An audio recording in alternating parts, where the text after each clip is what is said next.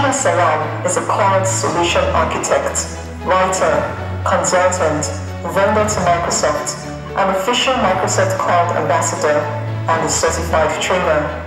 A seasoned professional, he has worked in the IT industry for over 19 years in various systems management, systems architecture, design, and implementation roles.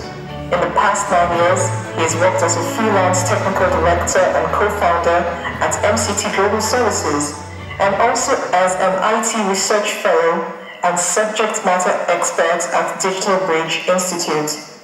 Shino currently works with FMCG Group of Companies as the head of IT and MIS manager.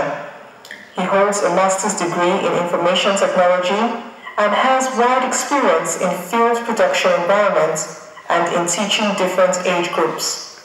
As a programmer, he has worked in various sectors and used several technology tools for software and database development to achieve excellence. Thank you very, very much. Let's give a round of applause to Mr. Shino as he comes forward to make his paper presentation.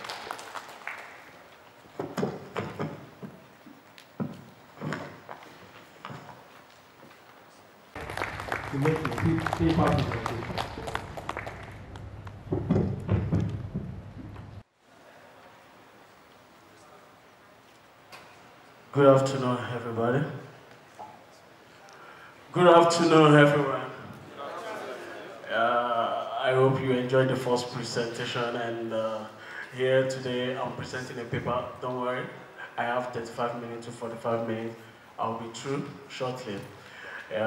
Every one of us, can you turn off your phone? Just switch off your phone. Switch off the light, switch off everything. She said we are in exile, or are we moving or migrating to our next one? All right, that will not be possible again in today's technology, right? Everybody, we are living in the world of digitalization. And I'm going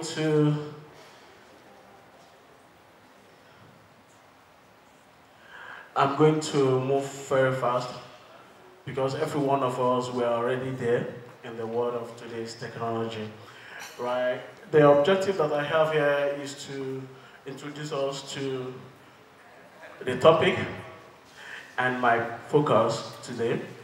And I'm going to tell you how I come about the solution to digitalization analysis, and then what method I use. Of course, I will emphasize more on conceptual part of it, then the area of risk on digitalization, then the risk of digitalization itself. I'm going to talk more about disruption technology and then focusing on disruption itself. I will move on to digitalization disruption for tomorrow, Nigeria and beyond, and most affected industry around the world. Also, I will try to summarize what I found out about risk and disruption in digitalization. Then I will cite some references, or brief some references and things that I can use first, okay? One thing that we should understand nowadays is that using digital technology have tremendously changed daily lifestyle, and that's why you would not want to switch off your phone. And it has changed daily lifestyle, our business.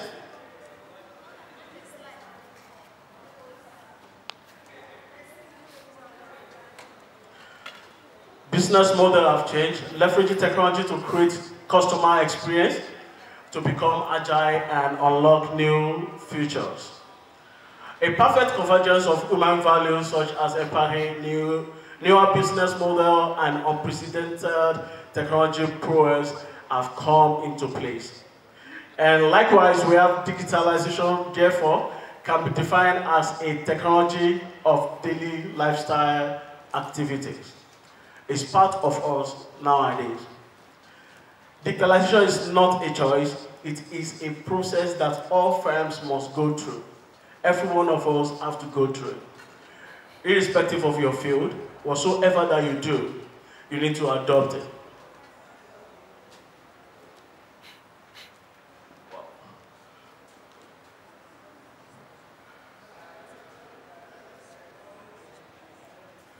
There's part of my presentation that is missing here, so just give me a moment.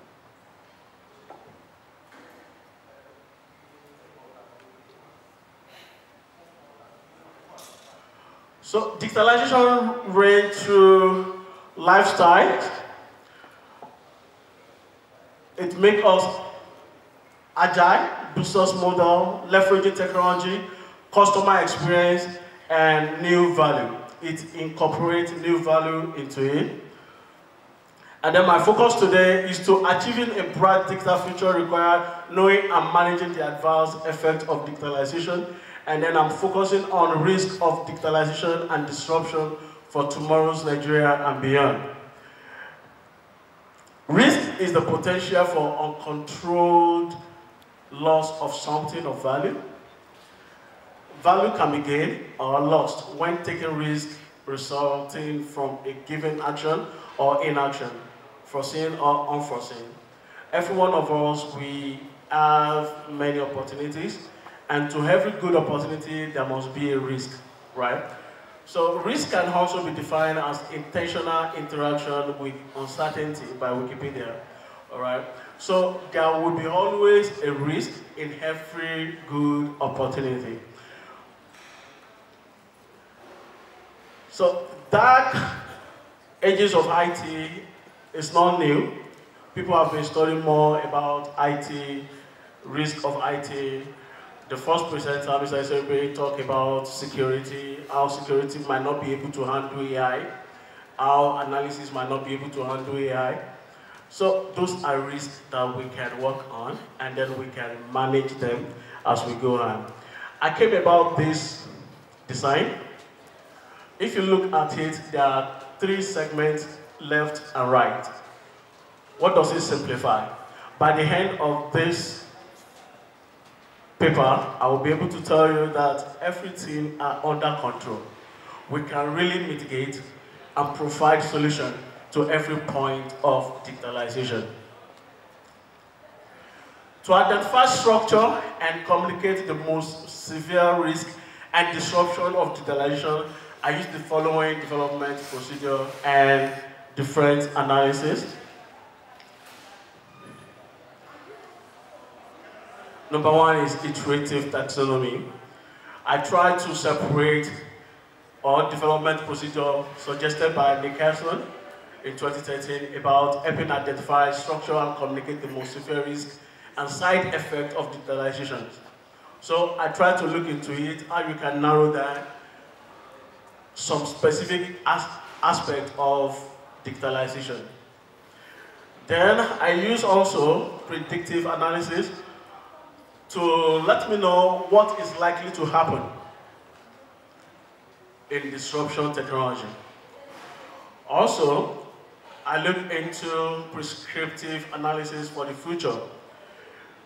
Was used to know course of action to take in a current problem or decision of this disruptive technology. Then I drill down using diagnostic analysis by using incident to find a cause and solution that can provide preventive and detective control to our digitalization environment. All right? The study shows that digitalization is a disruptive innovation in nature by itself. So, everybody, you're ready for it? Either positive or negative side of it.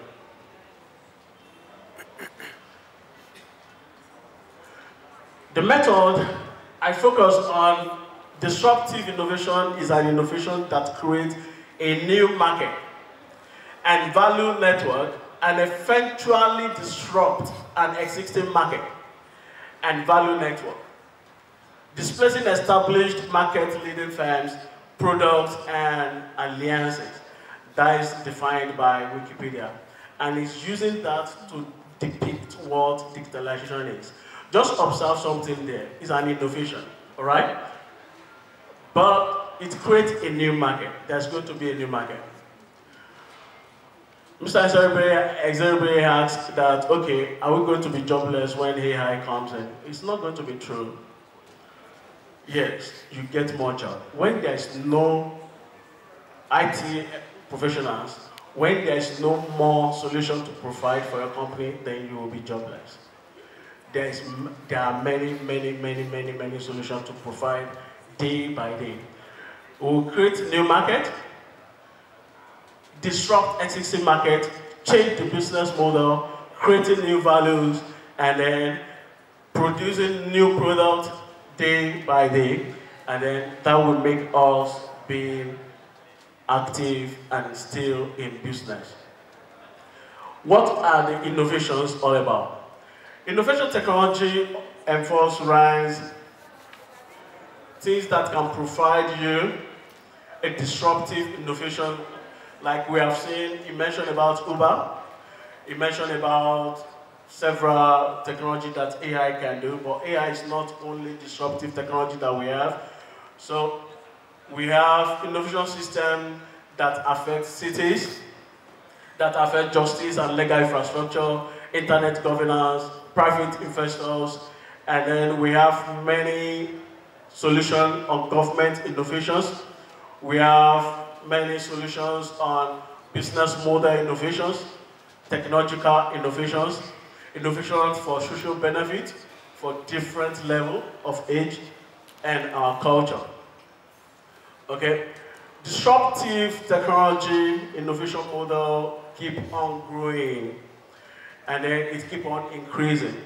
We can see this red sign shows that from beginning, it go ups and ups, both from new market, it left existing market, and it continue growing up.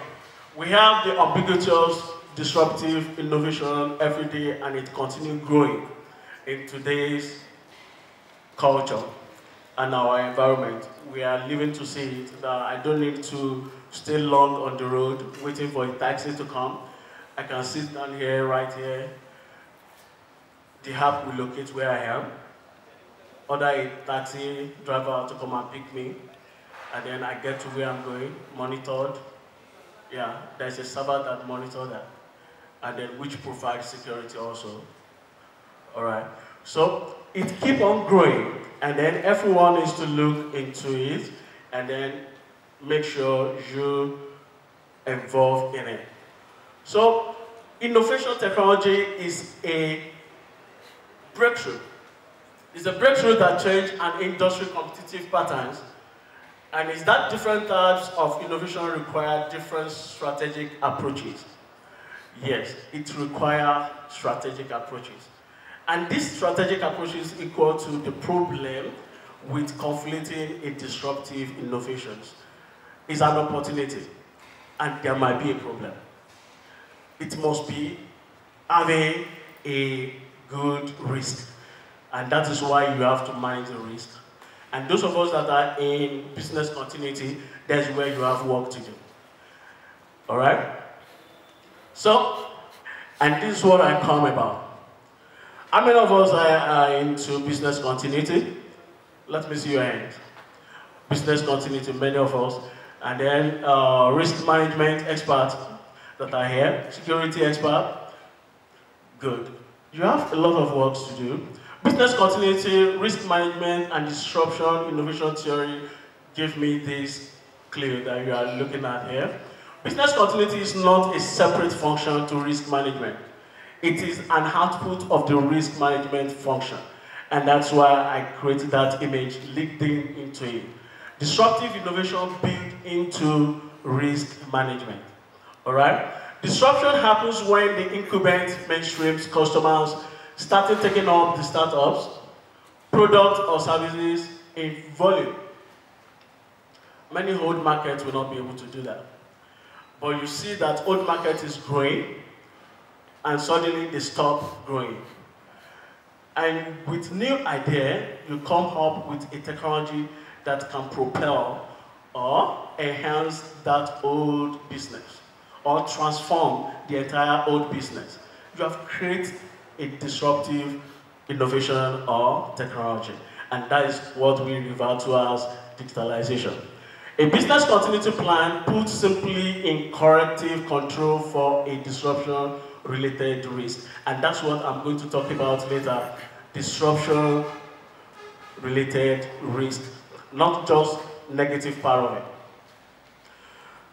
Therefore, digitalization refers to the socio-technical phenomenon and process of adopting and using digital technology and media in individual, organizational, and societal context. It runs everyone, wherever you are, whatever you do. Either in your organization, or personally, or in your country, it will affect you. Now, let's look into this. I came across this when I'm studying about this particular thing. It really opened my eyes to a lot of things about digitalization. All right? Every risk has a source. There's a source for everything that happened. And that makes us to be able to tame anything that will occur in future. All the risks that we have, I categorize them into these three major areas, which are culture, technology, and organization. All right? So our culture rules everything. Most problems of today's technology are from our culture. Let's come home to Nigeria. What is the culture? I'm not going to define everything, but what is the culture? Hello? What is the culture? We can refer culture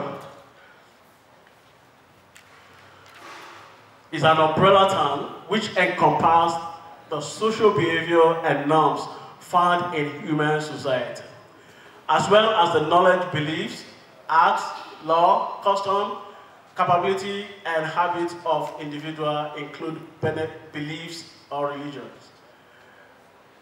Our natural environment is governed by our culture. Our beliefs, religions, governed by our culture. Things that we believe, some doesn't just want to take any risk, they act by faith. That by faith, this one is going to happen, don't worry yourself. By faith, this one is going to happen. Nigeria will love to pray, right? Everyone pray. You said what? Religion, economy. I like that. So, everyone have to just follow a pattern. This is how we behave in our society. Our natural disaster affected, or let me say natural disaster affected a lot of people. Why? Because of the culture. Yeah, maybe they have nonchalant attitude, they don't listen to instruction, they hear that, okay, tsunami or whatsoever is going to happen, flood is going to happen, they believe that by the power of things that uphold the heaven and earth, it might not be going to happen. All right? So culture is the source of risk, and there are many things that are into that. Then culture flow into organization. In our organization, we have organizational culture, the way we take things, how we handle things, of course. Each of the organization have a particular purpose, such as business or government, faith-based, private, corporate, or academic, advocacy, neighbors. They form organization to be able to meet particular purpose. If we establish an organization tomorrow, we might be focusing on that. Every other thing, not to concern him, right? So organization is another part of risk that we need to, source of risk that we need to look into. Then technology itself. The way we do things, it simply means technology. Therefore, data analytics and IT architecture, many things that we want to do in technology of today, that is source of risk. Okay? But who is going to affect, oh, this is not coming up. I thought I implemented. Okay. The risk or source of risk is going to affect individual. That's number one. Then it's going to affect interpersonal. And it's going to affect all our mesosystems like organization. It's going to affect inter-organization. And it's going to affect society. Right from individual, grow up to the whole country, source of risk can affect us if they are not really looked into and be controlled. All right. So, and that is the purpose and why we need to look into it when you are doing your risk assessment. The risk and adverse, I'm going to look to adverse effects that cause harm. There's no objective criterion of adversity or harm shared across individual, culture, or each organization. But I'm going to look into this list of risks that I have here. The first one there is adverse exchange. Adverse exchange can be referred to as unfavorable trade. You can do a business, it might not be profitable. Why? Because you are not adopting digitalization. Some can run away from it, and digitalization can facilitate the exchange of information or goods that may be desired by a transaction partner, but whose effect is socially undesirable. Like unscrupulous public discourse, socially undesired transaction, supporting delinquency, and personal attacks, cybercrime, aggravation of prosecutions, etc. So all those can be unfavorable to some people. Number two there is supporting delinquencies. Refer to a situation where a borrower is late or overdue on a payment. Those of us that work in bank, such as income tax or mortgage, an automobile loan or a credit card account. So somebody was unable to pay back on time and it disappeared. So what are you going to do? It's a risk that you need to look into. And what can be the source of that risk? Either your technology was unable to tame the person or track the person, or the culture of that person is to be able to cheat, or you are unable to really identify where the person is. Adverse economic shift, that is unfavorable economic shift also, is going to happen. And shifting political control, we can see how technology really influences political power nowadays, that before anything happens, you hear or you see it on social media, all right? And that is shifting political control. People can decide and monitor what really happened during elections or during any activities in political power. Vulnerable IT operations, yes, it will be vulnerable. There are experts coming on and on and on every day. Smarter brains are coming up. Whatsoever you develop that you think that is perfect, some people are there to prove that it's just nothing, and then they can bring it down within 1 second. Okay? Impairment of health. Impedance of well-being is going to be affected. It's a risk to everyone. Why? Because we have technological solutions around, and then all this is going to be a terrible risk if it's not under control. Environmental deterioration is going to be a big challenge in future. Ethical challenge also, based on our culture. Things are going to change in future. Then, ambivalent decision environment, that is conflicted choice conditions. Another one there is undesirable behavioral adaptation. It's a big risk also. Then those who are in technology, losing control over algorithm or on technology, your code, You don't have your particular SDE to develop your own software. No SDK developed by you to do your software. Do you still want to do SDK? No, it depends on developed technology to be able to implement your own technology. So that is going to be, you are not in control of your codes.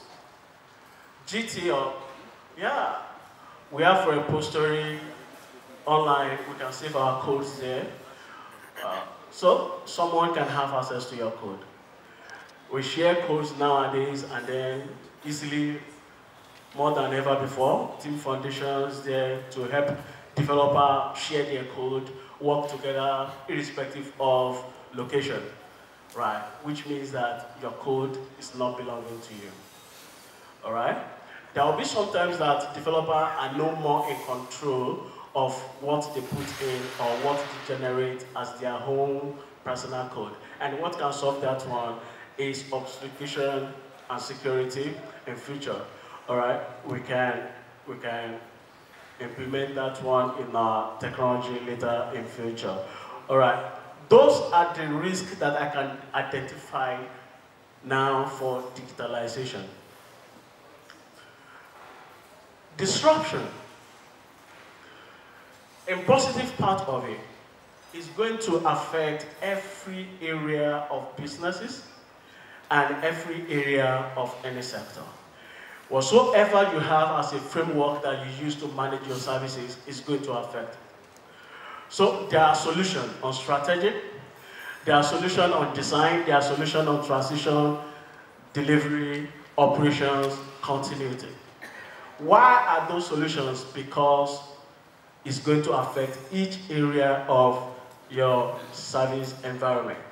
You can see performance of disruptive technology. From beginning, it goes up. All those services are going to be affected. Every area of services. So it now depends on you that you need to decide if you are into strategy management or strategic management. What disruption do you need? What are the things that they need to do new? What are the things that they are not doing that you see that they can do it? And that is where disruption comes in. You can create a disruptive strategic solution in that your own field. Those of us that are in design, you can create your own solution that make design solution better and better and better.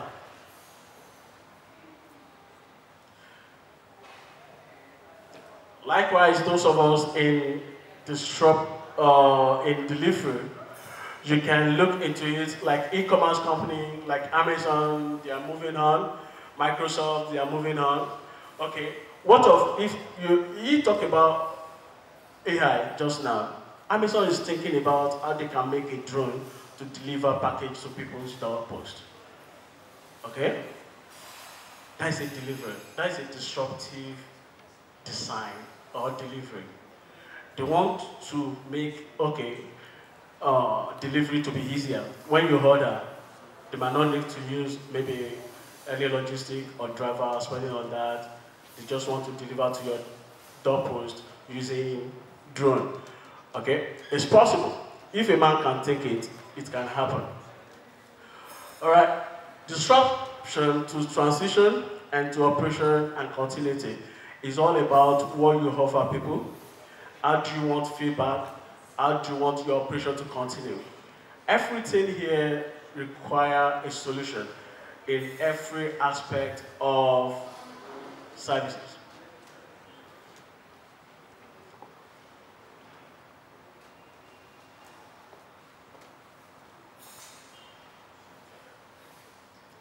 Digitalization disruption for tomorrow. I summarized everything that I found about digitalization. And then we can see here, Web 3.0 is one of, I think I missed one slide, let me go back. Okay, yep. Ways digitalization is disrupting. I want this one to come before this. This is like a characteristic of digitalization. How do you identify? Proactive. Instead of reactive nature of any company, when company is proactive and ready to provide a solution, and then this can be referred to a digitalization, or you are heading to provide a solution. Okay? And then customer-centric. We can relate that one to customer-centric versus product-service-centric. Customers expect swift response to product enhancement. Customer-centric versus product-service-centric. Customers expect swift response to product enhancement, customer service inquiry, and easy access to companies. So this is required. You focus on customer-centric. Data is future-focused, yes. You mentioned it earlier that data is necessary and data is the major thing. Instead of telling stories, there's no more company using historical kind of background, telling our story from ages to age, this is how we do it. So that is going to change. We need data in Nigeria. All right, innovation is very fast and agile nowadays. So companies no longer require detailed business cases to make decisions on product services. All right, failure is embraced and expected. Yes, you expect to have failure. So if you fail, that doesn't mean that you cannot rise. Or if you fail, that's not the end of the road. You expect that anything can fail, and then you plan for it. Listen and learn. That is a secret in market strategies. So in keeping with customer focus, company invests more time and resources in knowing what the customer wants, and then you provide what they want for them. Flat organizations. To be as agile as possible, companies are removing unnecessary layers to speed up decision making. You break down silos and improve communications. Then cross-functional teams. This is very important, and then you need to build cross-functional teams around you. All these disruptive technology, they refer to as digitalization, and they're the one that enhance digitalization. Web 3.0, simulation and digital twins that AI can know your thoughts. Before you type, it predicts what you want to type. All right. Then the market of one, yes, focusing on customers and then the need of customers. And edge computing, ubiquitous AI, spatial computing for locations, the voice economy, yeah, that is power of AI also, and strategic automation. Then quantum computing, they're already here. We use it day-to-day activities, and it's going to be in our midst. Shaping future. IoT is going to shape future, and I don't think it will retire soon. Then artificial intelligence is one of the key leading technology. Blockchain. Yes, we can see in Nigeria today, I think 2-point-something billion naira invested in Bitcoin, powered by blockchain. Virtual augmented reality. Yeah, you can see almost everything virtually everywhere. You can prepare yourself wearing holoscope and then try to implement what anybody can see at anywhere at any point in time. 3D printing, for those who are into construction, is empowering the construction company, and is going to be here for future also. Most affected industry are these. I just summarize it. E-commerce and retail, construction, logistics, transport, healthcare, oil and gas, education. They are most affected industry. Things are changing very fast. In summary, in the next 10 years, thereabout, 40% of the Fortune 500 will be gone. Why? Because they still stick to old business model. Why? Business model are changing. Consumers demand for more. They cannot meet up with target. Market move faster.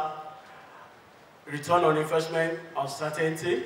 Upfront investment, fragmented legacy, lack of standardization, everywhere or everybody do whatever they want. So it's better that you provide a solution to this kind of risk. Security, as we have said, you need more part of it. Every implementation of digitalization requires security. And every aspect of digitalization plan security with your technology. Skill gaps can be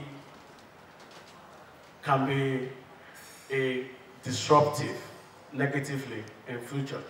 So we need to plan for that also in summary. Now, I provide this one.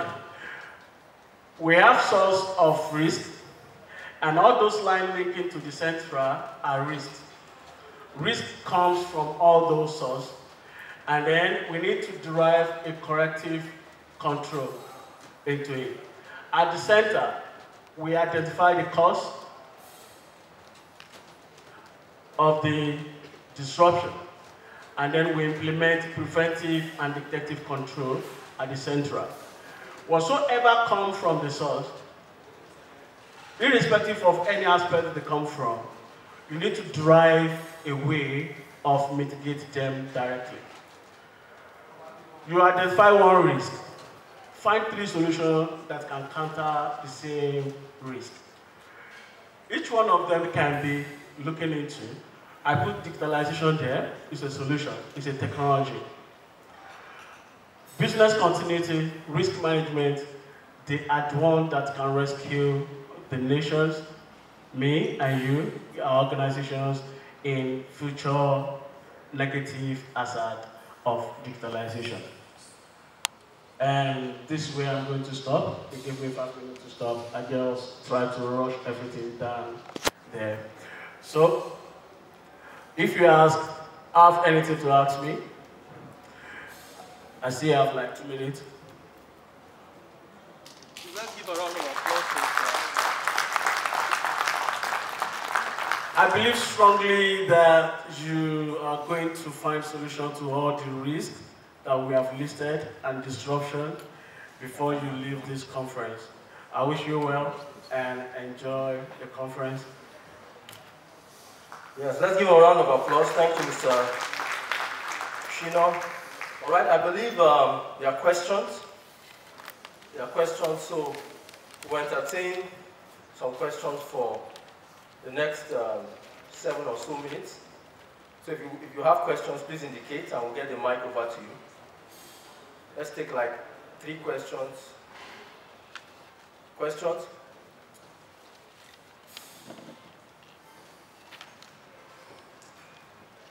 No questions? Or contributions? All right, that means the paper was understood. Yes, sir. Okay, let's give a round of applause to him once more. Thank you very much, sir. Thank you.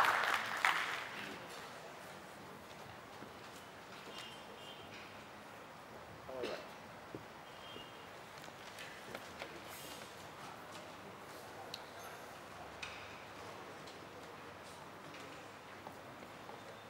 Once more, thank you very much.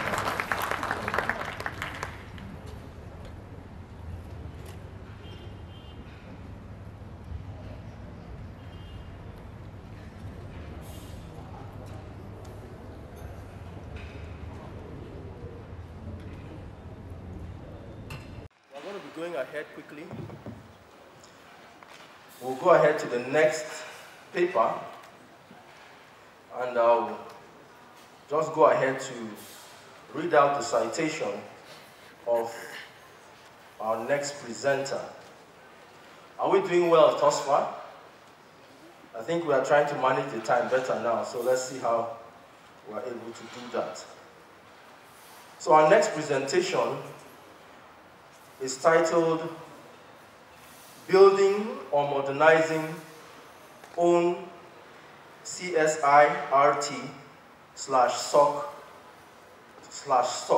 Practical Tips. And that is going to be presented by Dr. Vilius Benetis. And he's already here. Let's give a round of applause. Well, you permit me, I'll just read out your citation quickly, and then we'll go ahead, right? Let's save time. Let's skip that? Yeah, let's skip it. All right. You're welcome. Let's give a round of applause once again. He's interested in delivering the substance. You're welcome. So go right ahead.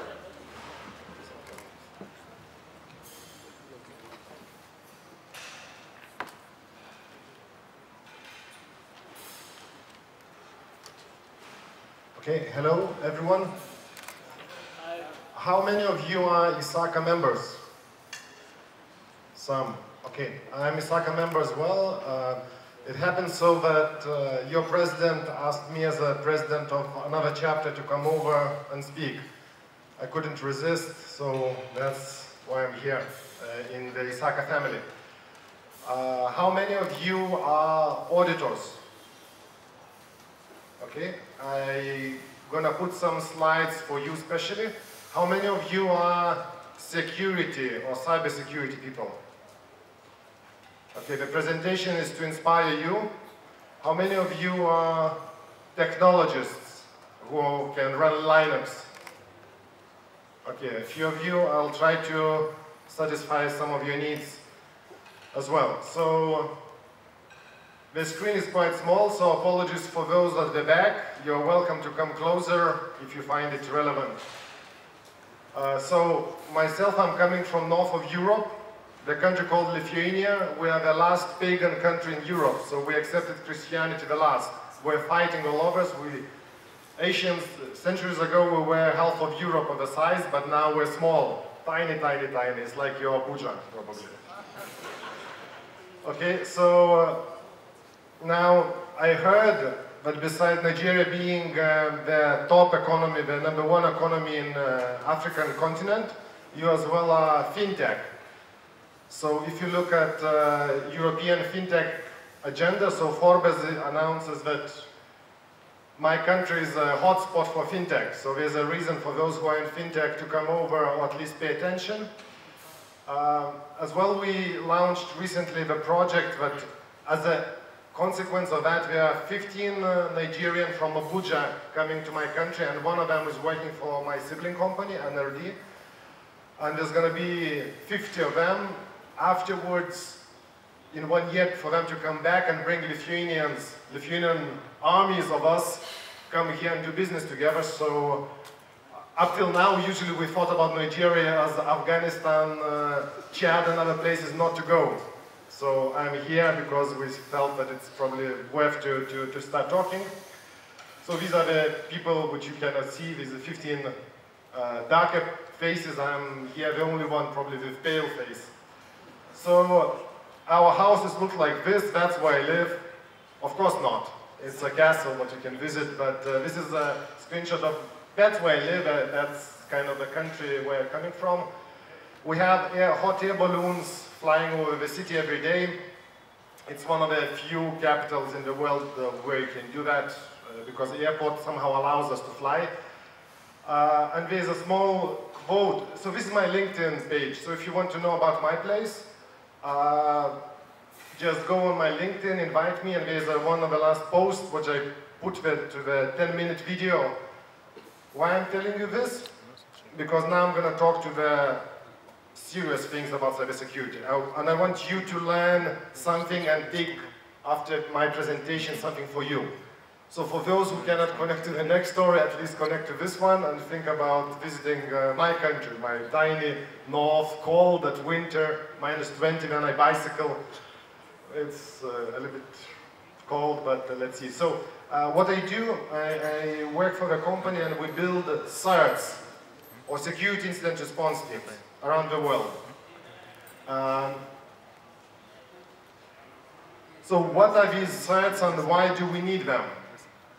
So what I'm going to tell you, it's not common knowledge. You probably cannot read it somewhere, it's not written, it's not exposed so much. Why? Because in the security area, the marketing is dominated by vendors, those who bring technology. So if you search for SOC, Security Operating Center, you probably find some vendors who will say, buy our CM, it's going to be good SOC. In reality, it's not going to be like that. The previous speakers as well were mentioning about people. So think about that for a moment, that if we would kill all bad people in the world, or we put them into prison, most probably we will not use cybersecurity as a word. We're still going to use information security, but cybersecurity, what we know about it, it's all human caused. And we know that if human, in particular from any of us, or me, or somebody, the bad people, because we are good people, that's why we're here. But if we think about the bad people, they will jump any fence, they will dig under any barriers in order to reach what we want. So the only way to restrict them is to put humans against them. So it's humans against humans using technology. So as I'm afraid of artificial intelligence, I don't want that future to come, because as soon as artificial intelligence will protect against humans, then other humans will start to use it against us.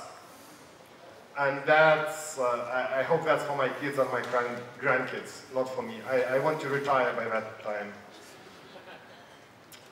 I hope my language is understandable, because you are English native speakers. I'm not. I'm with this European North accent. So I try to be, even though I have to be short, I try to be clear. So why we need security teams professionally working in your organizations? I hope you can read it. I'm not sure, maybe this screen is a little bit better. From the back, it's difficult to read. I'll try to say. So when attack hits, and we know that that attack's gonna hit, right? Digital attacks, because we talk about digital economy, digital disruption, etc. Do we have a team who is ready to respond? And it's yes or no. Either we have or we don't. There's no in between, partially team, no. It's either we know what we have, a team who is able to work on the digital incidents, security incidents, and we understand what we do, or we don't. So if we want to have such team, there's a particular method, international accepted method. That's why the CERTs, CSERTs, that's where they come from. As well, then cybercrime hits us, it's international. So somebody from North Korea can attack us easily. They don't respect the borders. There's no border police for cyber criminals. So you need to partner with other organizations and other countries. It's not only police partnering with other police and Interpol, but your organization, if you're from a bank or from bigger or digital company, you'll have to partner with maybe Amazon, maybe Facebook. And it's better, but you are credible. For you to be credible, you need to have inside your security team, which is reputable and trusted. Okay? Now, okay, so we need these teams in order to cybercrime and have a method, but who needs it? Do you need it? Does your organization need or not? So there's a list of the reasons why I believe what kind of organizations need these teams now. So let's see it. If you process a lot of data, and especially if it's sensitive data, it's personal data. I've seen in a program that's going to be about the personal privacy data in Nigeria.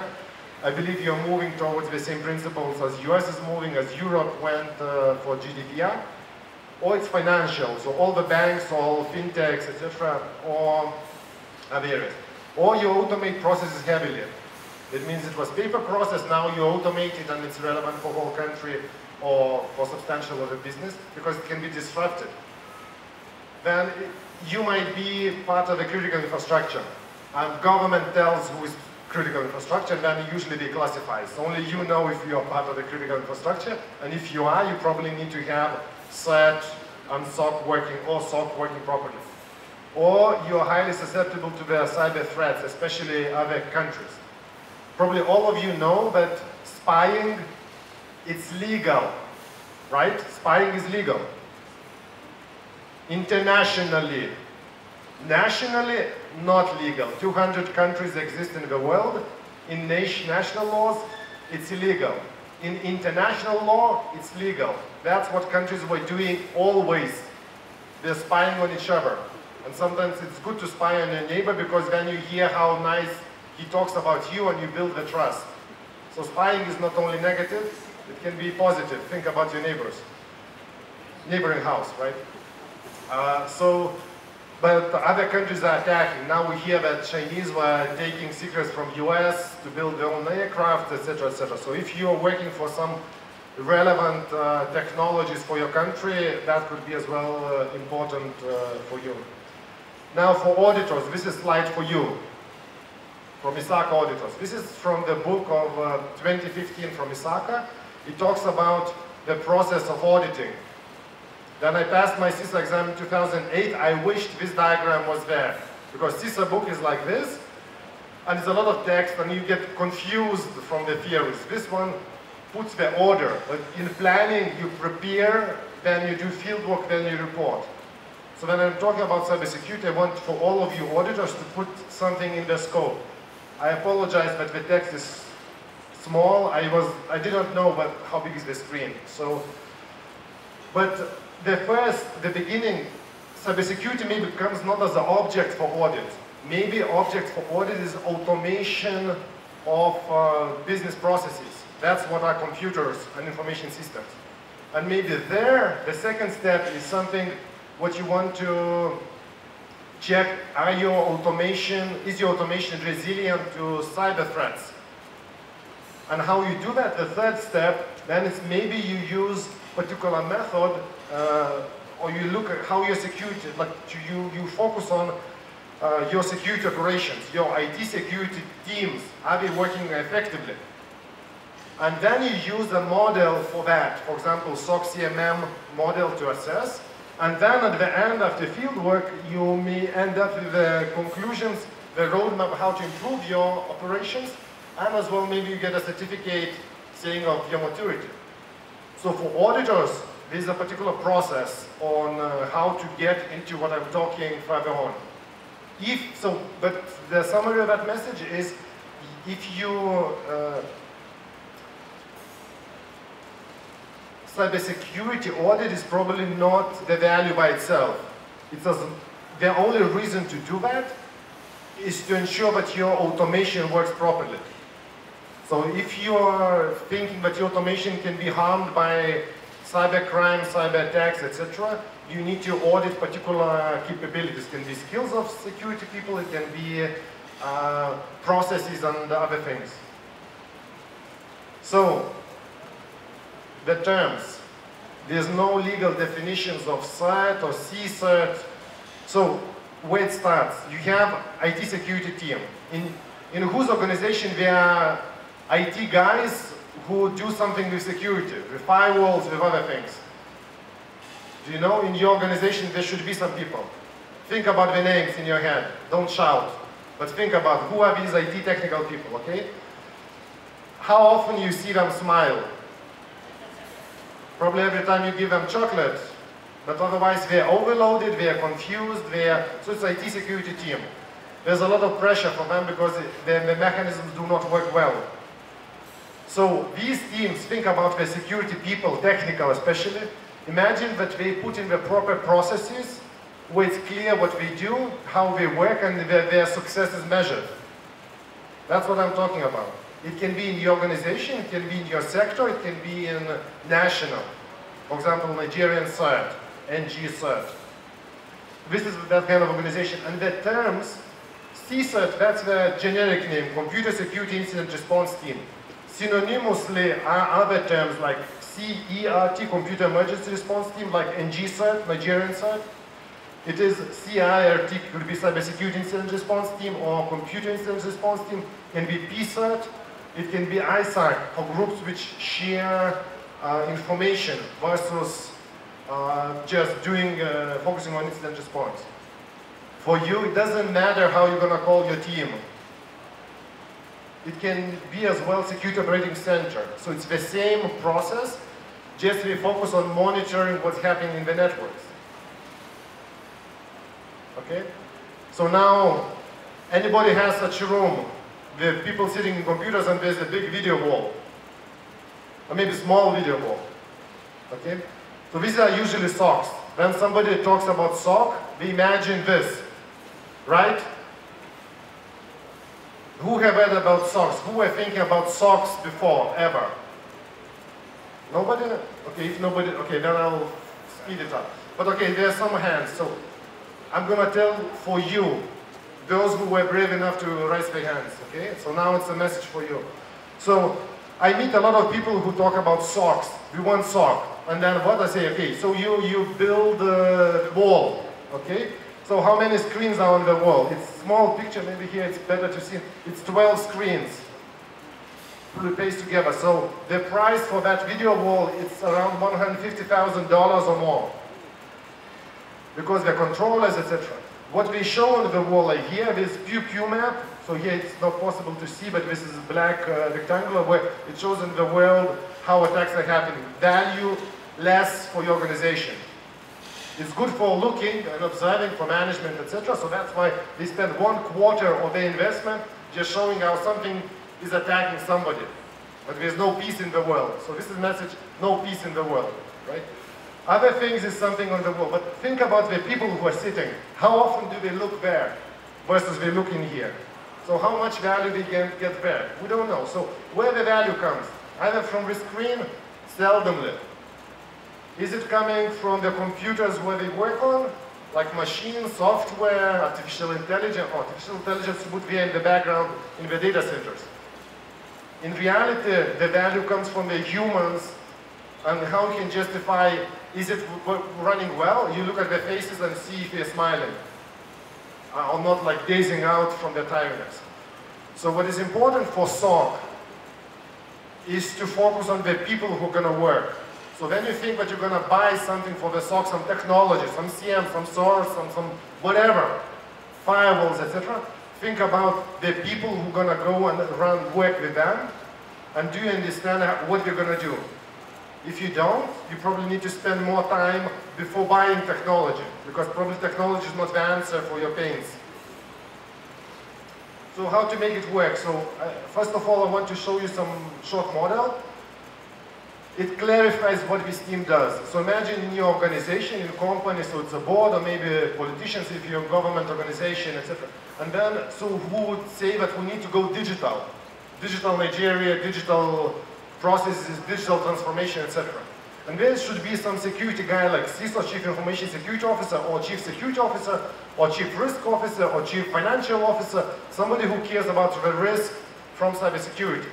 And he needs a technical team to handle all that. So this technical team, this is center rectangular. And then this team has to work, be internationally recognized, work with a national cert, partner with law enforcement, research organization, etc. So they have to understand how well and properly they're working. In order to do what? What they're going to do every day? They're going to do what's written below. They're going to detect, handle incidents for their digital applications, digital networks, for their constituencies. So this team, they are not the bosses. They are servants to the business needs. So the team is not we're arrogant security guys, but actually we deliver the value to their constituency, who can be internal business units or external business units. And it's not easy. To build such organization, it's not easy. It's not something that I just tell and, you know, go you do it. It's going to take as well time. Again, two small letters, but here the same message, but it's the technology goes almost at the end, the last but one. It starts from the governance model. So what is the objective of a team? And usually it takes up to 3 months to fix the objective and the mandate of organization from the work what I did. We build one set. Oh, wait a second. Maybe here the map. I forgot to say the map. You see either the audit companies or vendors who want to sell in technology. Nobody comes with the models which I'm telling you about now. And experience ensures success, but it takes at least 1 year for you to build the organization. Okay, we say 9 months, like a baby, you can start walking slowly, but you know, babies of 9, you know, just born, they do not walk. So then you have to protect them and grow them till probably 1.5 years, then they can build good operations and value for your organization. And there could be consultants like me or my team or somebody else coming, but we will not do your work. We're gonna help you change your organization. But at the end of the day, it's gonna be your team delivering the thing. So you cannot expect hiring somebody and then you're gonna work well. Maybe something, as I mentioned, as managed security service providers, yes, if they are good, if they understand what they do. Usually we help these managed security service providers to grow and be proper ones, because for them it's challenging. And despite your size, you should start now. You should start at least thinking about it, discussing with other people during the break. What does it mean to have a strong security team? I'm staying in this hotel, so even after the conference, we can sit down, I can show you more technical things, more simple things to inspire. Otherwise, I call it to infect your brains with the knowledge, but this knowledge exists. It's just a question, are you going to seek for it in the right places, in the right mode? Because it's important not just to use the words, but understand the meaning. And I feel that in Africa, quite often, people overuse the words without truly connecting to the meaning of them. What is this incident response? What is this cybersecurity, all kind of things. Okay, and let's see if I have something else. Okay, this is for those technical people. So there are some technologies, open source, which you can interconnect successfully and automate your work for you to keep your sanity. It's possible, it's doable, just I don't have time to talk. Here is a simple example of another country which is a little bit smaller than you, Bangladesh. Have you heard about it? Bangladesh. Okay, so there I worked for last 4 years. And I want to show you their screens. There are 3 screens. I'm not sure if you visit. So first one, it's a TV, simple TV. It's not 100,000. It's a simple TV for $200. One shows Puma because it's important, you know, but the cybersecurity is important. So this is what you take from the whatever screen. Another one, which is very problematic to see, this is the map of a country, of the Bangladesh. And it shows pollution map of the country. I tell that every country, we have in the world 200 countries. Every country should have somewhere in at least one screen in the world, in their country, showing the pollution, digital pollution map. Because that would allow us, like we know what here the pollution, you know, or for example, could be water quality or other things. They allow us to do action. If you would know where the pollution is in your country, digital pollution, where it originates, then you can start thinking, should you do something about it? Do you want less of it? Or maybe not, maybe it's good enough. Which ISPs, how it works. And this one runs on open source technologies. It doesn't cost to run. We established in 2017, there's no single man-hour to be spent to maintain it. How many teams have it? Very few around the world. Why? Because that knowledge, nobody brought that knowledge to them. But it's possible. If you are for sectorial area, you can do it.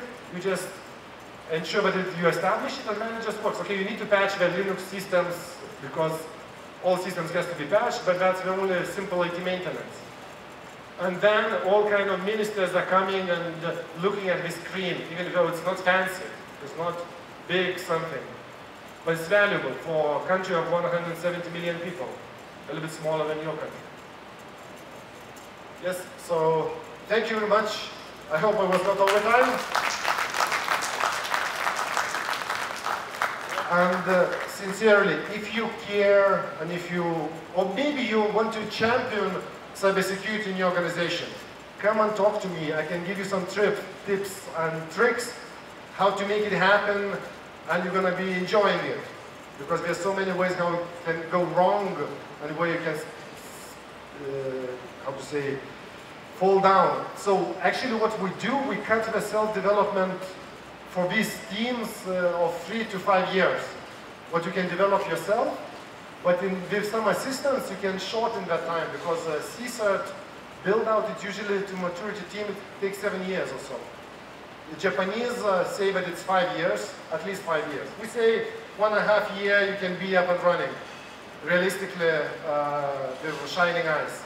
But still it takes this time. So thank you very much. Thank you very much. Let's give a round of applause. Questions? So we have the opportunity for that. I can see 3 hands there. Just help us. Let's start with you.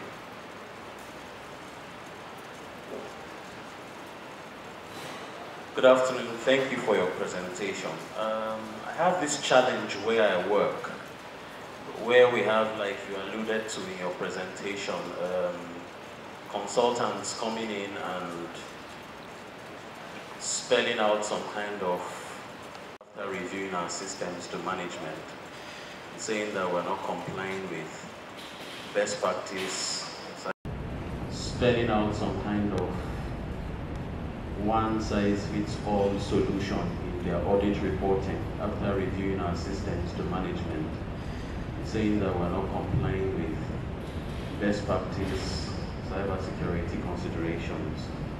And when we try to make them understand that, well, be that as it may, whatever strategies we're adopting in-house are really based on the risk we are willing to accept and based on the risk we have, discovered internally as it relates to our own business.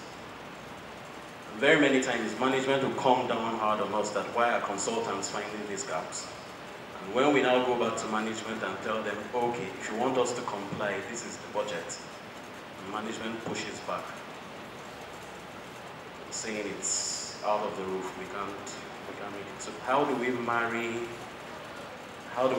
that in the context of trying to establish a viable CSET in my environment, for example? Thank you. Please make the question short and straight to the point so that we can take more. Yeah, thank you very much. My name is Mike Abayam. I just want to add up to the last speaker. In setting up a cyber security incident response team, what are the steps in setting up one for an organization? I also want to know the skill set of the personnel that will be required and the infrastructure that will be, the basic infrastructure that will be necessary for us to set up one in an organization. Thank you. The gentleman over there. To the extreme, yes. Good afternoon. Thank you very much for your presentation. Some of the questions were just asked by my colleague here, but the one remaining question is just a little more clarification. It seems I was getting the impression that it could actually start with an incident response team rather than going for a full-blown SOC, So if you could probably give more clarification on that. Thank you. All right. Okay, so regarding the price, as I understand there were 2 questions. One is the competence of consultants, another is on the price. So competence of consultants. Then we go and build teams, we don't find a lot of competition. Why is that? Because the people who understand these topics, usually they have already they work for their own organization. So there's not many teams out building what we build. And then you build, you got the experience. So for these capabilities, there's lack of experience. Even, it doesn't matter where. So don't be harsh on your consultants, rather inspire them to grow. For the price, okay, you know the country called Cyprus.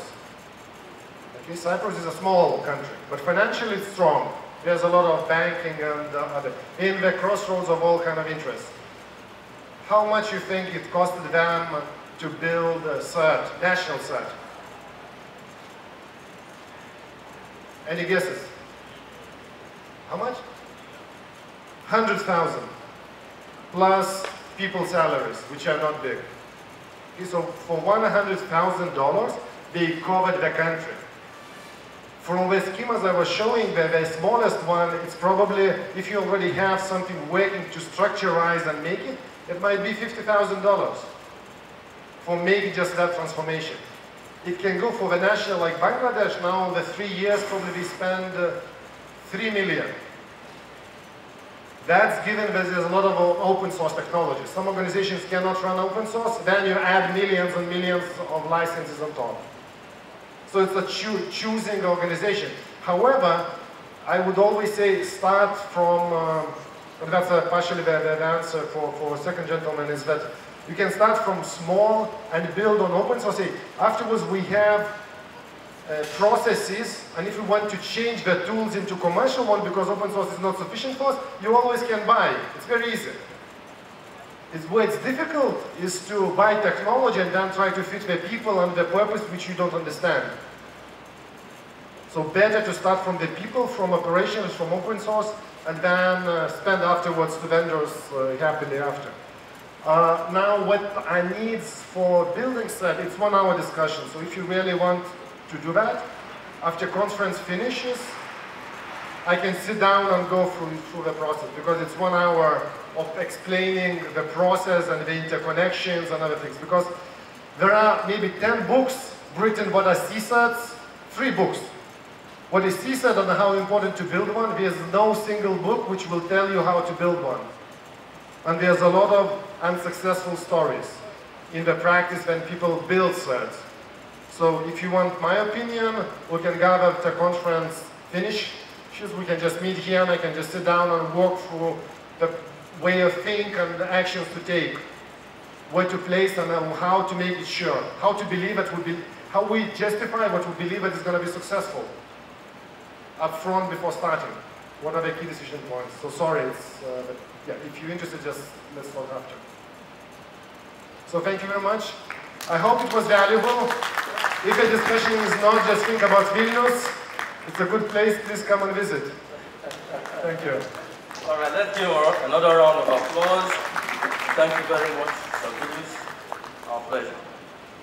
So like he said, he's very much around and open to further explanation and questions and inquiries. So he's available to give more guidance in the area that he has just presented. So let's give a round of applause once again. I think we have picked up steam and we are doing good. We're going to take one more presentation before lunch. You can just get up and stretch a little bit. Just get up, up. You have been sitting, just get up and stretch. Just stretch your legs. 2 minutes, I'll give you to do that. Just, you can be up, yes. Stretch, stretch, stretch, stretch. 2 minutes, I'll give us to do that.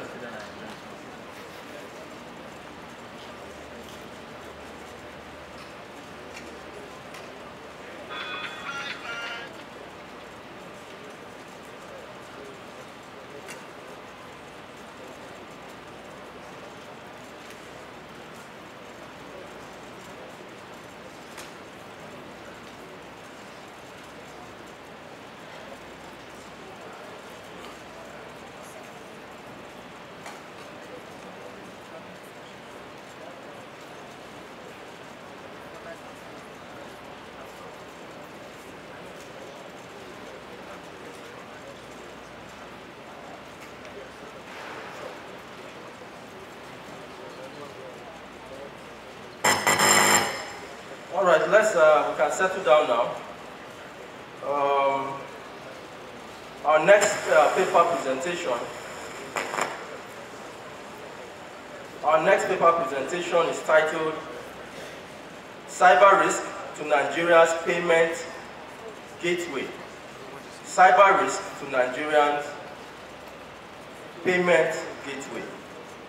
And to present that particular paper is Mr. Stephen Ambori. Before he comes up, let's have his citation. Go ahead. Stephen Ambori currently oversees digital financial services in the Financial Inclusion Secretariat, domiciled at the Central Bank of Nigeria. In his role, Stephen is responsible for working with stakeholders to facilitate the development of digital financial services, DFS, and fintech policies, that would improve the use of technology to drive the objectives of financial inclusion. Stephen is actively involved in important local and international conversations and efforts that are shaping the global fintech and DFS ecosystems. He has presented, reviewed, and contributed to several professional and peer-reviewed academic papers on DFS, fintech, mobile financial services, and cybersecurity at national and international platforms. Stephen has also published and reviewed academic papers in internationally reputable journals on the subject matter. Prior to his current role, Stephen had led the implementation of various technology-enabled business change initiatives, including an enterprise disaster recovery initiative, cybersecurity and enterprise systems, and security implementation for the Central Bank of Nigeria. He was also the bank's program manager for the Payment Systems Cybersecurity Review. A fellow of the Harvard Business School Strategic Leadership in Inclusive Finance and the Fletcher School of Law and Diplomacy Leadership Program in Financial Inclusion, both in Boston, Massachusetts, Stephen has also completed the Management Development Program at the London School of Business and Finance. He holds a BTech and an MSc degree in Computer Science and is currently a PhD candidate in Cybersecurity for Mobile Financial Services at Bournemouth University in the United Kingdom.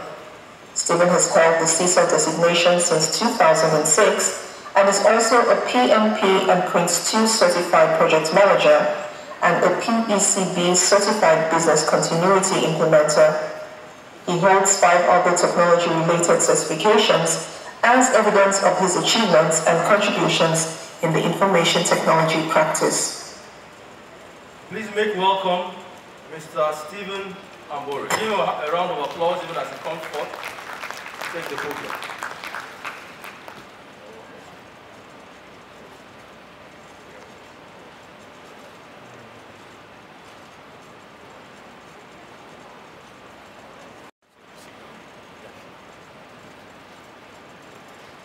Good afternoon, everyone. Good afternoon, everyone.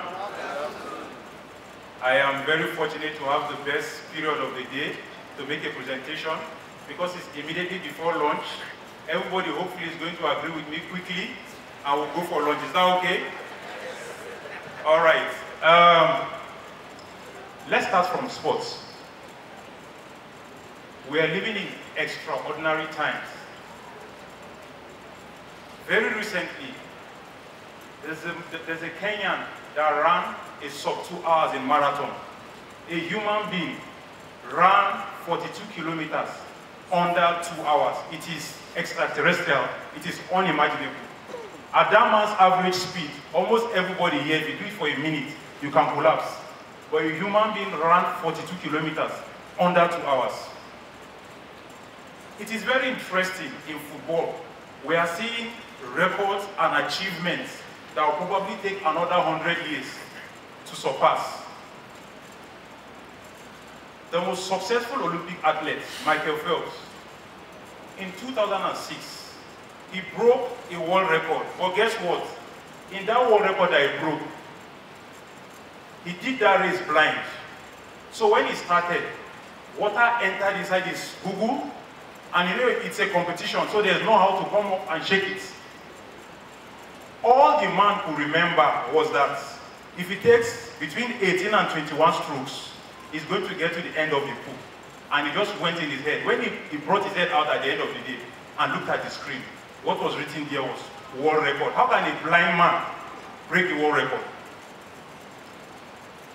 When you watch footballers train, they wear a little bra-like vest, and there's a little device they strap here at their back. So they know how many kilometers they run. The coach does not come and ask him, are you tired? From data, the coach knows if he's tired. Before I go and play penalty, I know that the goalkeeper, 99% of the time, he will go that way. I know that this striker understands that temperature and pressure. His shot goes that way. Ladies and gentlemen, we are talking about data. And I started from sports, but it really affects each and everyone seated here. I don't know about you. My birthday these days, the first people that remember me and my technology friends. Actually, my technology friends that know about my financial secrets.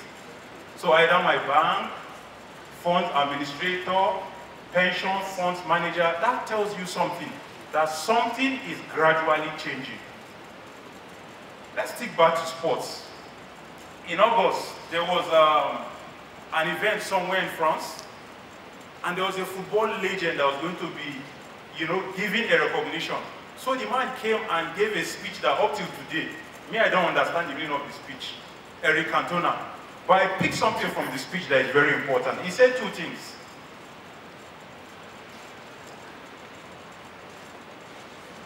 Eric Cantona, in that speech, was of the opinion that scientific advancements will slow down aging.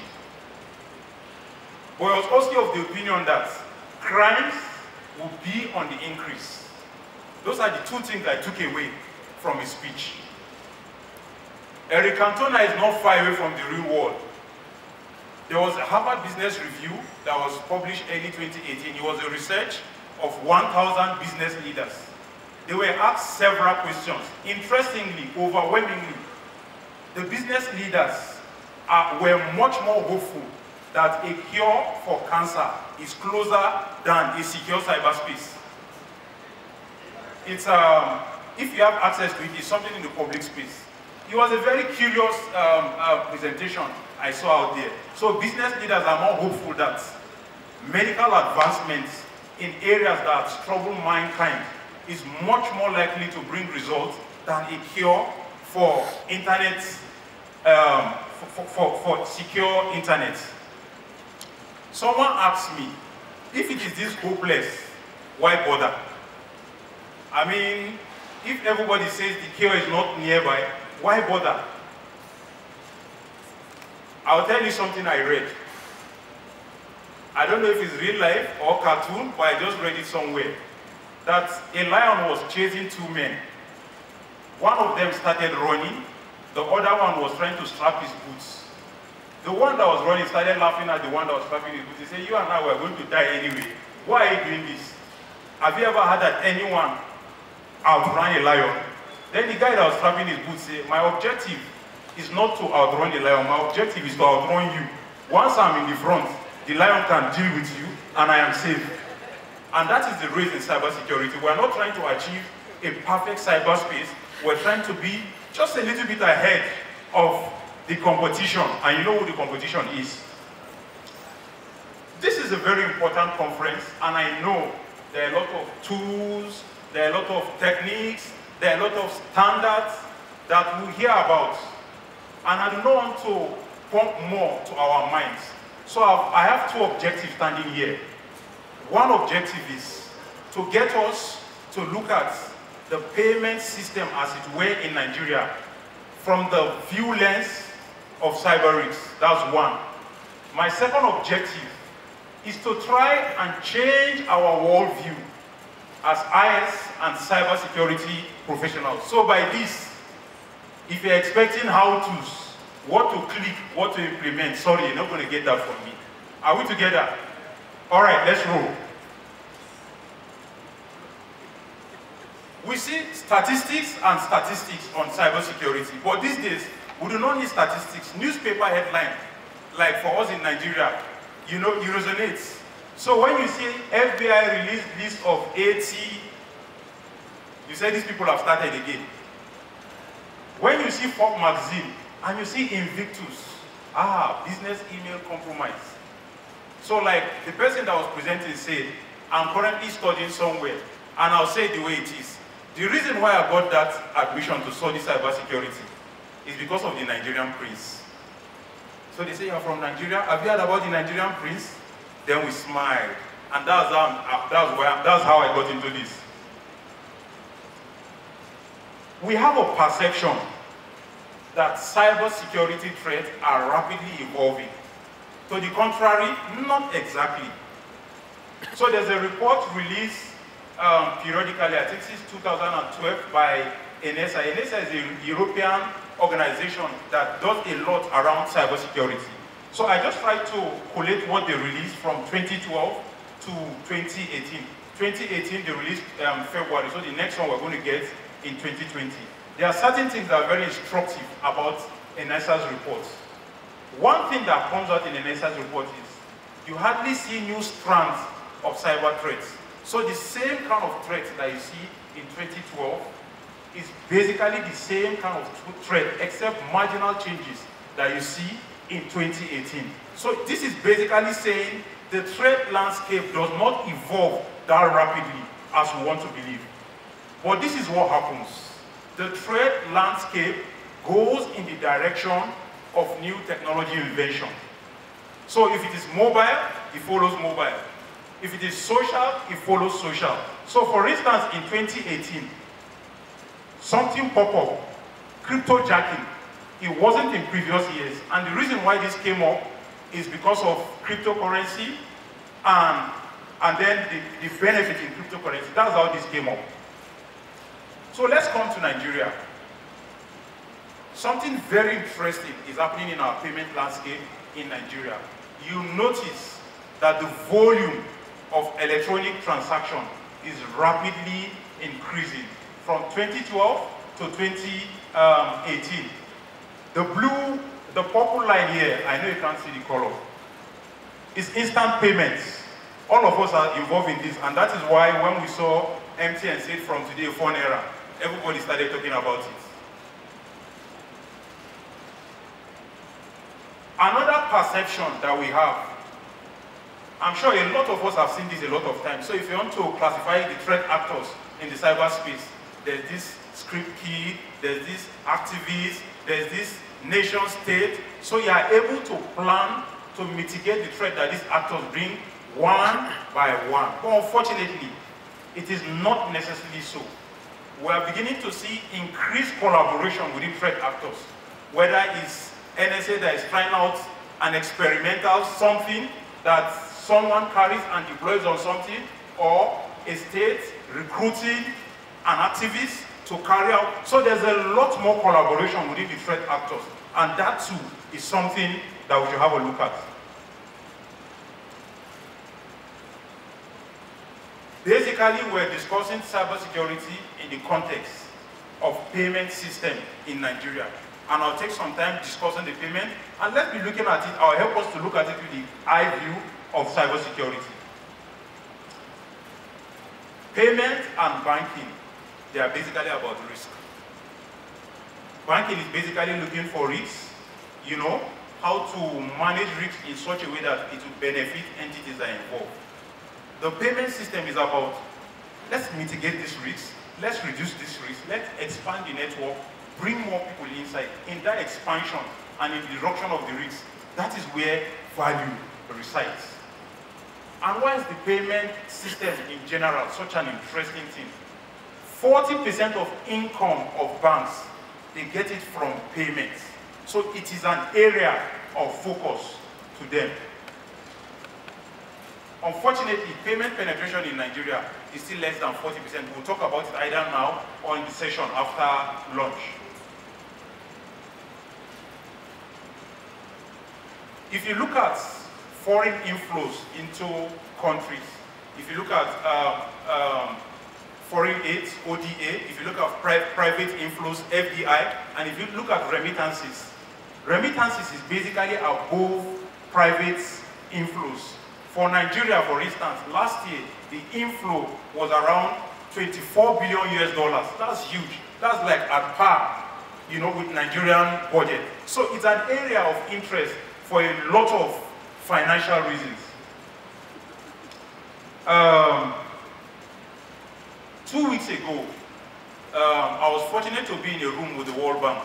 They are working on a framework for digital economy. Unfortunately, I'm not meant to cite or quote anything I've seen there because it has not been released. It will be released in November 11th. But this is the point I want to make. One of the pillars they are looking at is digital infrastructure, and the basic definition of digital infrastructure for us is broadband, and for good reasons. Because as broadband expands, it affects GDP growth. So there's financial value in broadband. But I'll tell you something. The definition of broadband now is much more than just broadband. It also includes an inclusive payment ecosystem. What do I mean by that? if you know what is happening in Nigeria now, there's rapid deployments of agent networks.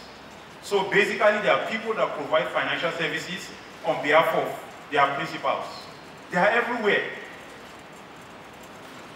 Gradually, they are layering different products and services and reaching where broadband cannot reach. So the definition of digital infrastructure is gradually becoming intertwined with the core of payments.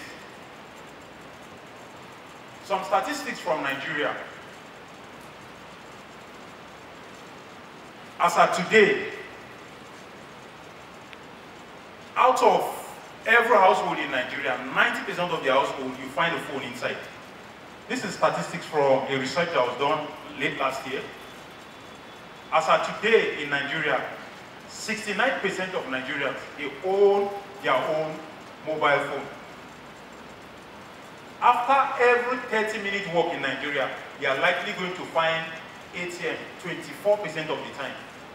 After every 30-minute walk in Nigeria, you are likely going to find ATM 22% of the time. And I told you about agents. Gradually, they are stacking up amongst the number. Unfortunately, based on data that we have from NIPS, from last year, number of adult Nigerians were like 99.6. Based on numbers that we have from NIPS, the number of Nigerians that have bank accounts is still around 30-something million. It's interesting. Out of 200 million Nigerians, just 30-something million. So we are not big yet on digital financial services. Another interesting thing we should know that in this country, 82% of Nigerians get their income via cash. So all these buzz we're seeing and hearing about payments is basically about gentlemen and ladies like you that tie and stay in the cities. 82% of Nigerians still depend on cash. As of last year, December, only 17.4% of Nigerians did any fully digital transaction. So by fully digital transaction, I mean the store of value is digital, the channel of delivery is digital. So basically store of value card, channel of delivery, maybe POS terminal or ATM terminal, just 17.4 million.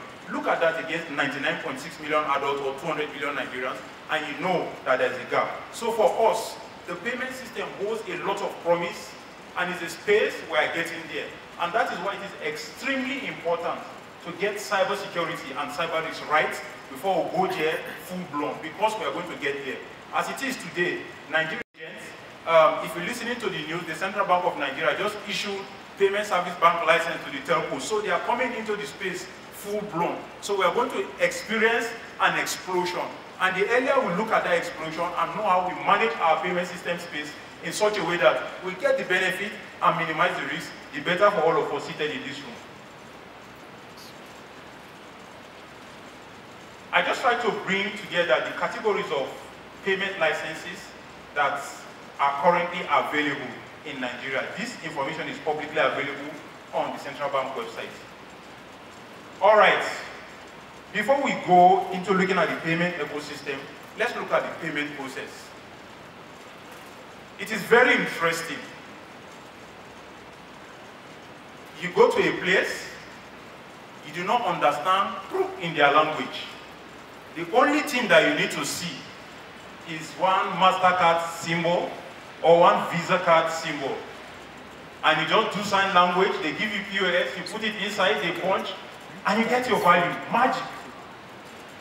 What happens between there and you? This is what we want to look at. So basically, this is me. Please come and stand here. I have a co-presenter with me. We are going to finish this together. Stop. He said I have to stop. This is very important. It's about the weakest link.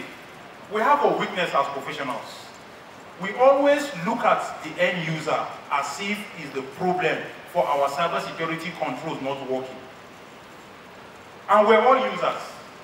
But the truth is, if you implement a control that is too difficult, users are like water. They want to look for an easier channel to go, and that is typical human behavior. But I'll tell you, the major cybersecurity failures we have is not about the user. The major cybersecurity failures we have named them is about misconfiguration by an administrator, is about lack of understanding security control by application developers. What is our perspective? When we're deploying solutions, we bother a lot about requirements, but we as security professionals, we think there is nothing the end user can contribute to us on how to implement usable security control.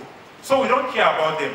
We only care about them sometimes, but in cybersecurity, we are the expert. And if you have an expert view to cybersecurity, you have failed before you start. Because again, it is about an individual, not about the system. It's about negative human conditions, not about getting some certification rating for your agency. Control inclusiveness. I spoke about Monzo. Monzo is doing something fantastic. They have a user community. They are getting feedback from their users to improve their product, to improve their security control. As a control professional, when last did the opinion of somebody that is not CISA or CISM certified matter to you, apart from your guys' opinion? There's value in it. As it is now, mobile financial services, the blind man is out. Is out with the controls that we have. I did a research that I spoke to a few of them, but there is no time to talk about it here. How inclusive are we in that? Again, third party. Who is looking at the third party? The main parties know themselves, but who is looking at the contribution of the third party in that? Ladies and gentlemen, I tried to point to a couple of things, or two things. Look at the payment system space from cybersecurity viewpoints. Secondly, if we continue to view payment system cybersecurity issues and cybersecurity in general from the perspective of experts, we're likely to achieve little. If we continue to look at it from implementing control and technical major aspects, we're likely to achieve little. Join me and let us turn and have a user-focused viewpoint and see how that evolves and changes the cybersecurity payment in the payment system space in Nigeria and cybersecurity in general. Thank you. Now we can talk. Let's give a round of applause. You know, as I was standing, I was smiling. You know why I was smiling? Because from the time I came here, for every minute, wait first, listen. I will pay. For every minute, it was 1 million naira. So, in fact, I think I've earned about 10 million or so. I'm very expensive. Don't I look expensive? I'm very expensive. So, that is my rat now that you have been cured. All right. But let's give a round of applause. That was nice. You see, I couldn't stop him because I knew something was, things were coming forward. So, that's good. All right, we'll take questions. I saw people writing down, and I know that there will be a lot of questions. We're pressed for time, but let's see how we can press out the value from the gentleman. So, questions. Those that have questions. Stephen, it seems that you finished the work and there's no question. All right. So, Hadia wants to ask a question. Don't worry, I'll get it. Since nobody wants to ask questions, let me ask. Thank you. My first question is, I want to know what happened to that your money that was just coming out. My money. That's one. Two, the 240 billion that you said you got as income or something. 24 billion. 24 billion. Where is it? Is it in the bank? What is it meant for? Because I can see we have a lot of poverty and hunger in this country. If we have that, we shouldn't have that in the country. Then I want to ask you a question on TSE. Say again? TSE. Okay. Yeah, because I know at the press of button, money is going out. And I know it's meant to cover corruption and fraud. Does it really serve the purpose? Thank you. Thank you very much, Haja. Any other persons I would like to ask before I turn it over to Steve? All right.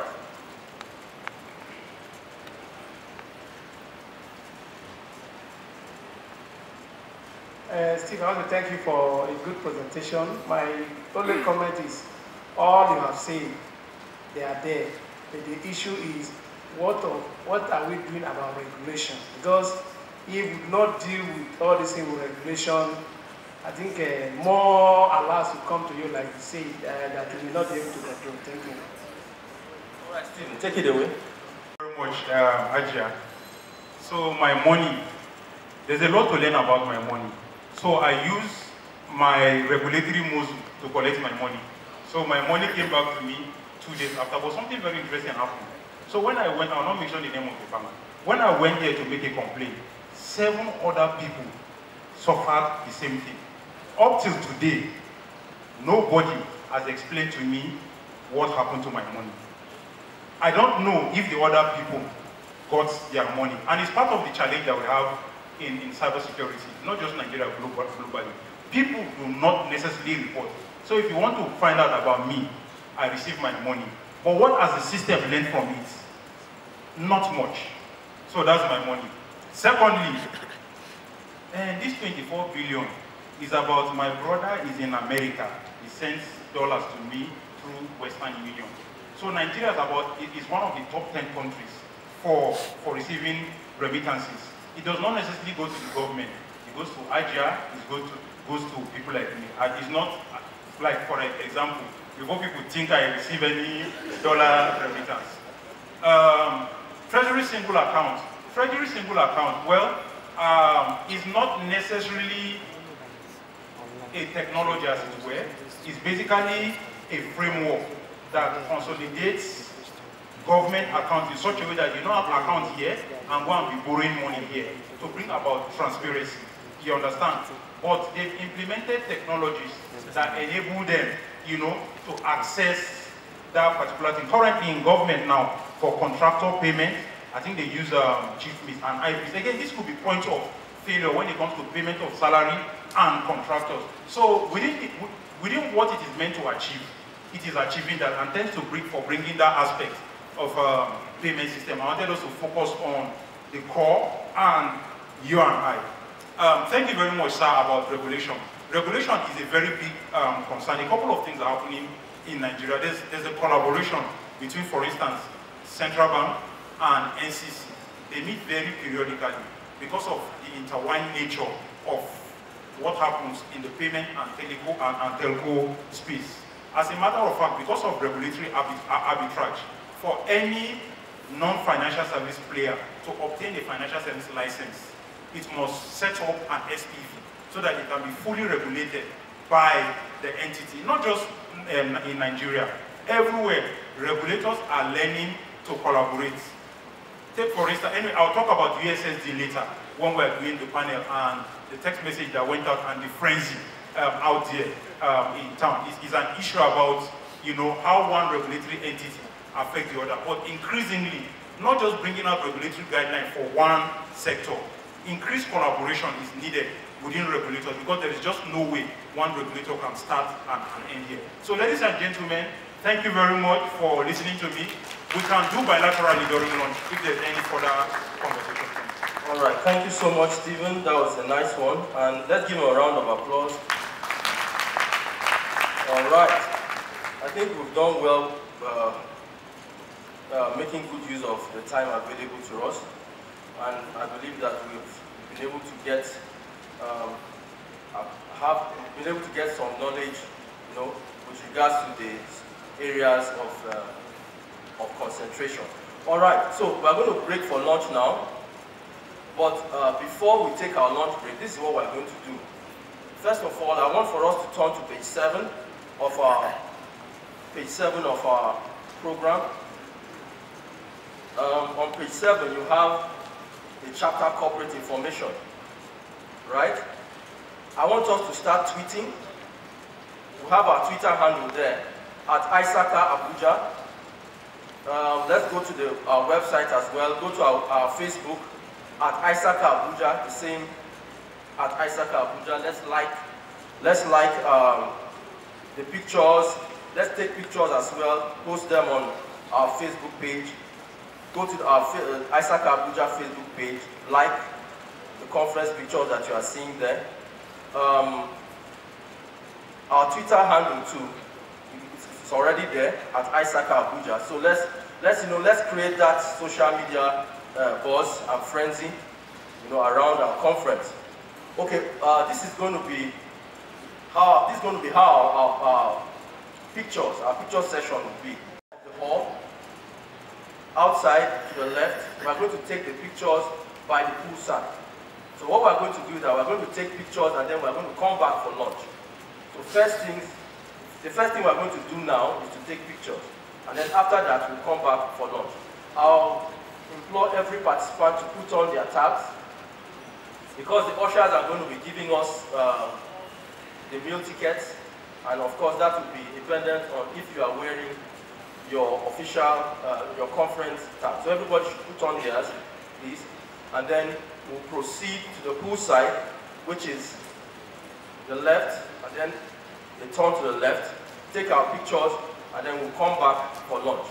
We want to see if we can do this in 45 minutes so that we don't really stretch, the panel session too much.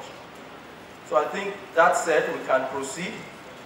Let's go to the pool side for our picture, for our group photograph. To the Salam. Please make him feel welcome.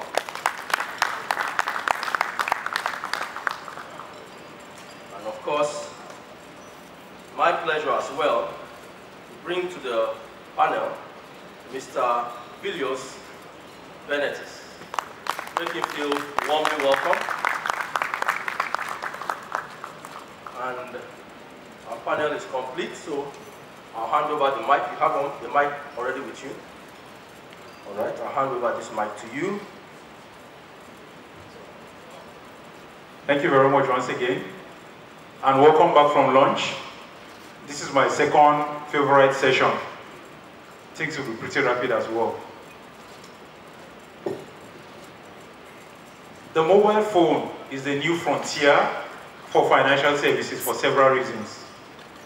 There are about 1.7 billion people globally that do not have access to financial services.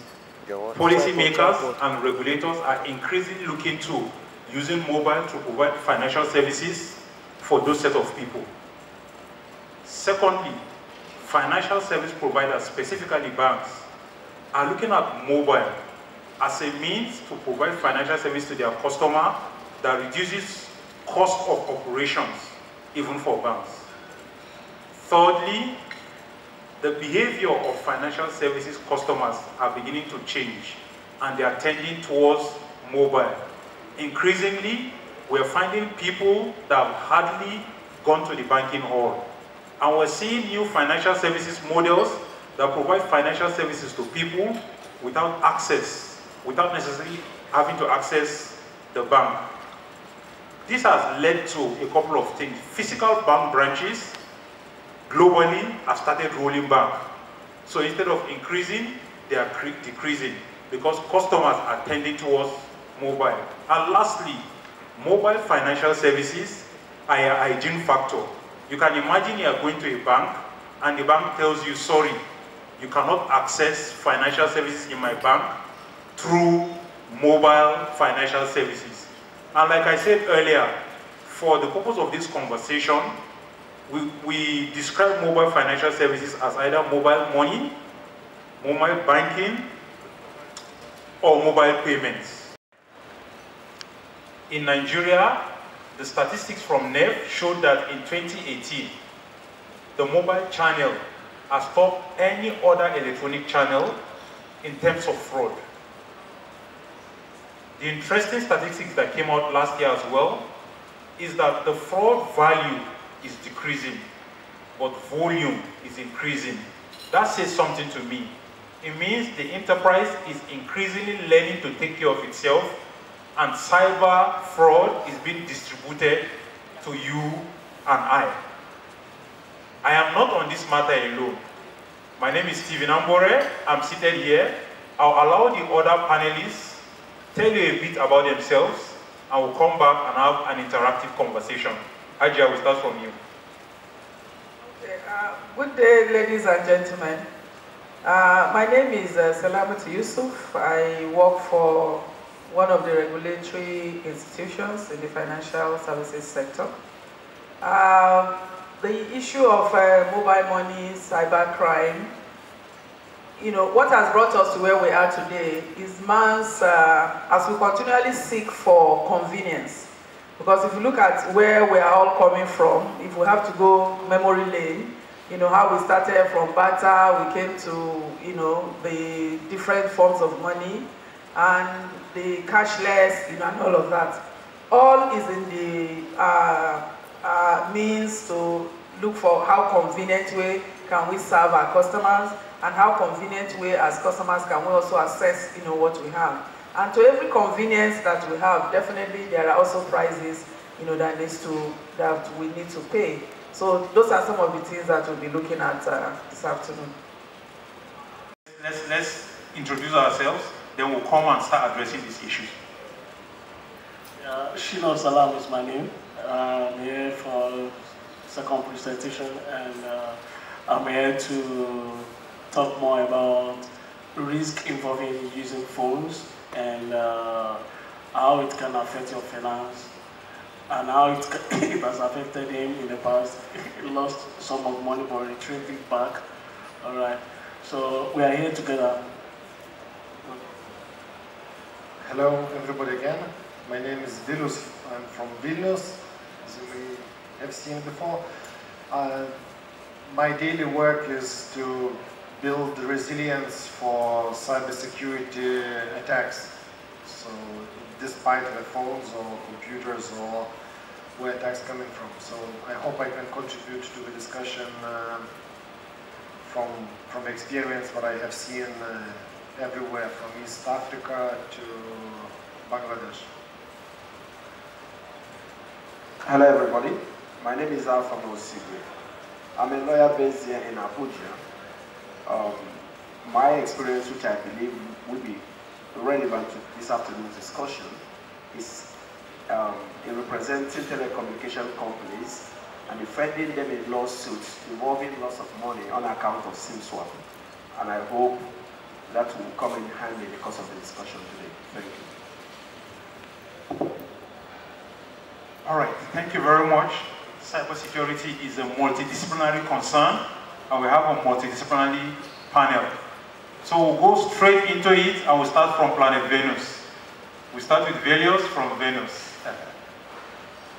When I opened, I did mention that cyber fraud from mobile phone topped any other electronic channel in Nigeria in 2018.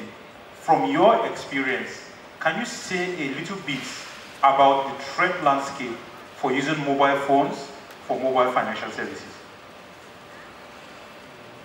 Okay, so before getting into the threat landscape, by the way, thank you, Stephen, for what you showed on ENISA report.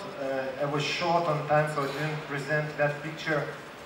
What you saw in every other column, you remember from 2012 till now, every year in January, ENISA report publishes a report which is kind of unbiased. ENISA is not vendor. They look at the whole world and then they prioritize what are the risks. So the 15, what you're seeing on every year, it can be synonymous for cybersecurity as a word. Okay, so now coming back to understand what is mobile cybersecurity threat landscape, let's take a phone. I have one, right? And how this is different from any other computer. Probably operating system and the manufacturer. And there's another thing, there's another trick. So far it still exists, but we have two computers. In this one we have three computers. There are two computers manufactured by Apple. There's a normal iOS operating system. Another computer is security chip, separate operating system. And there's a SIM card, third operating system inside. So last week I lost one of those. I was stolen in Ethiopia. There were some physical things along, so I'm still afraid a little bit to run around here in the morning because I don't want to repeat the similar experience, but the one computer was not there. The SIM card was local, like here. My another SIM card was in another phone, and that another SIM card has my mobile ID, which is my national ID as well. So if I was losing it, it would cause me a lot of problems. So, you know, when we think about mobile, we need to decompose logically what is in there for us. And then that makes the words like SIM swap attacks. It's important to understand that nobody can crack SIM card. You cannot duplicate the SIM card because of the features of security features and cryptography inside. If it's a proper manufactured SIM card, if it's not too cheap. I don't know what the SIM cards are run here in Nigeria. I hope they're normal like everywhere else. On the phone, another CPU, like something what you run on the Dell computers, etc., you can clone most of the things, including the password and username. And if you do a clone of your computer, then you can clone your digital identity. However, the chipsets, which are in iPhone, for example, is threaded, you cannot clone as well. So the threat landscape starts from technological devices. Can we hack them or not? And less and less we can hack them. They can leak our information if we're not careful about choosing the applications we use. And then, if they are robust, then my brain's going to be attacked. So I would say 50% of all threats are coming into human via this device. Either, coming the message here and I should trust, or... And for us, the biggest challenge is to recognize because the digital world is not transparent. We don't see it. If I look outside the street, I see it's dark, it's maybe dangerous, I don't go there. Digital space is not transparent. So what happens is that we don't know, or we don't feel that when we write email, it's a postcard, which crosses half the world, and everybody who wants, they can read it. We're not aware of that. So if you put out financial transaction information on email, there's going to be copies by governments, by anybody on the way. Then we run SMS, we know that it's not encrypted. Then we run mobile money UCCD operations, we don't know. Is it encrypted? In my knowledge, not. Should we care? Probably not, because it's the same telco. But that technical savviness, understanding what is our last line of defense or how it works, is relevant for us to understand and measure the threats and understand, should we care about it when there's another news coming on the articles. So that's my perspective. Thank you very much. We'll stick a pin on the thread and come back. Sheena, let's come to you. Researchers from the University of Florida, they conducted a research in 28 countries. They looked at 47 mobile financial services solutions, and every one of these solutions had one form of vulnerability or the other. And interestingly, in the UK, researchers in Birmingham, they looked at the mobile financial service of top financial service providers in the UK, and there are also vulnerabilities. What has come out consistently is that for every research on mobile financial services, there's bound to be exposure of one vulnerability or the other. Why do you think this is? And how do you think we should approach it? Thank you.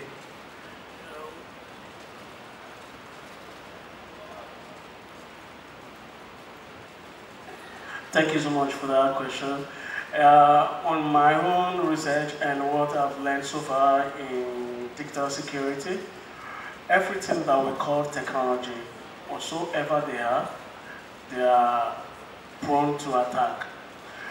And one thing about mobile phones and risk associated with them, they are numerous.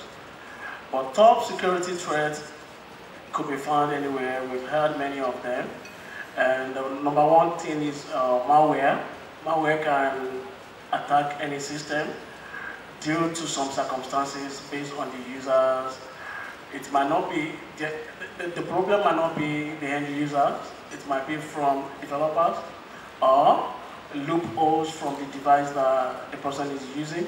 As you hear Philio said, there are 3 OS in a single one phone. Now, all those 3 OS can be hacked or use different type of attack to penetrate the mobile phone.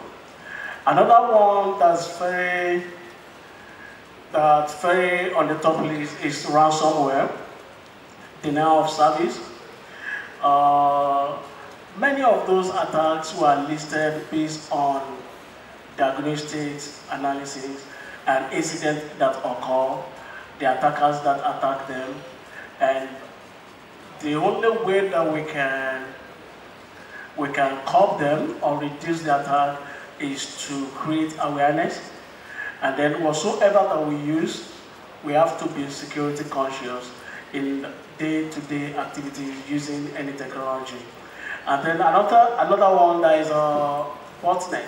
Botnet might not be harmful in some cases.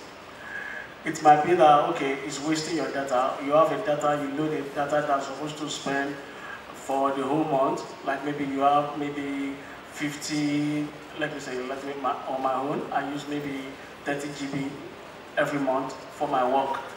So if you have botnet, it might be eating up your data. You load data now, and then before you know what is happening, everything finished. You have to buy another data, load another data every time. The network that we connect to is very important also. That is, it opens us to web-based attack, and then we need to know and be sensitive about the network that we use. It might not be network by itself, it might be the device that provides the network service to us. For example, some of our MAFI that we use to connect are out of date. The OS on them is out of date. So it means that it's open to vulnerable, or it's vulnerable to attack at any point in time that you connect to it.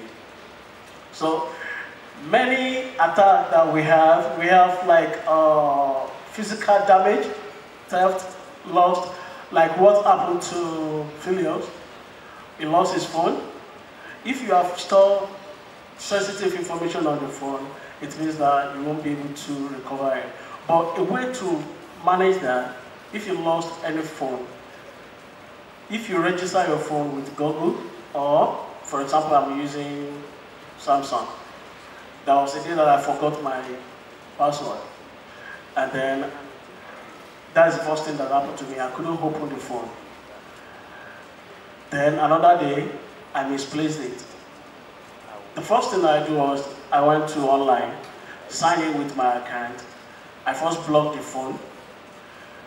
After I blocked the phone, Samsung asked me that, do I want to wipe it? So within a few minutes, I can wipe all the data inside of it. So there are solutions to every threat and risk associated with technology. The only thing we need to do, we need to sensitize ourselves, be proactive about it, and then learn how to manage what you use. If you use a phone that is not web-based, that cannot connect to the internet, that doesn't mean that it cannot be hacked. It can be hacked. So how can they hack? Have you ever learned that, okay, small phone, that Nokia phone, so far it's having IMEI and it's using SIM, it can be hacked. So you need to learn that how your phone prone to attack, what are the things that can be used against you whenever you use phone, and then inside the attack, the person that knows you can attack your phone. So, and that is a threat through social engineering. Those who know your password, those who are close to you, they can leak the secrets of your phone, and you need to guide your sensitive information from anyone close to you. This digitalization era. So we'll continue on that one as we move on. Thank you. Thank you very much, Sheena, for that perspective. Let's leave technology-related vulnerabilities for a while and talk about stakeholders. It is becoming interestingly important to understand where we are facing, because we are in an industry that technology is rapidly intertwining with financial services, that decisions and policies in one sector affect the other sector. For instance, we were speaking earlier about the USSD pronouncement from MTN, but the shivers were felt more in the financial services space. Let me tell us a bit about what happened recently with USSD. Of course, we know what ESSD is. There are basically 3 billing models for USSD.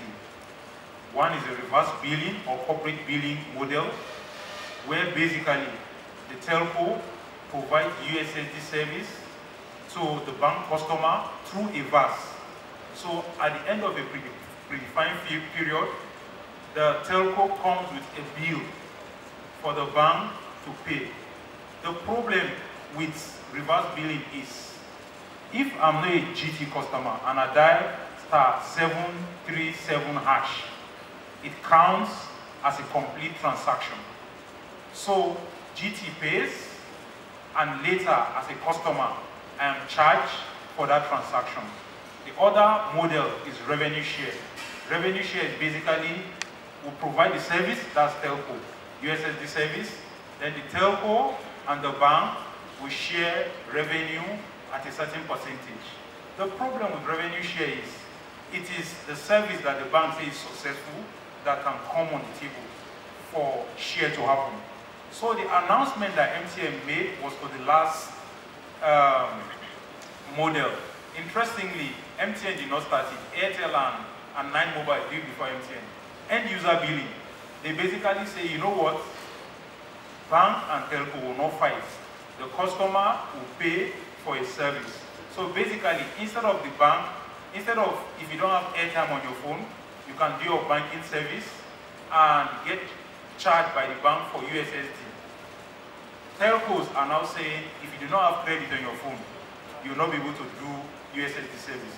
But there's a lot of misinformation in the space. But that's what happened. The question I want to take to AFAM is this.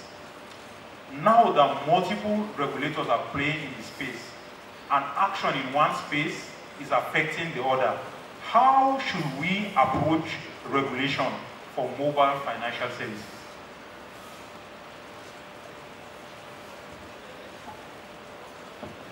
Thank you so very much. Now, we have an unfortunate situation where if they are doing a SIM swap and a loss out of court, it's taken as the problem. Sorry, AFAM, you need to tell us what SIM swap is. It's not all of us are lawyers for telco. Oh, sorry.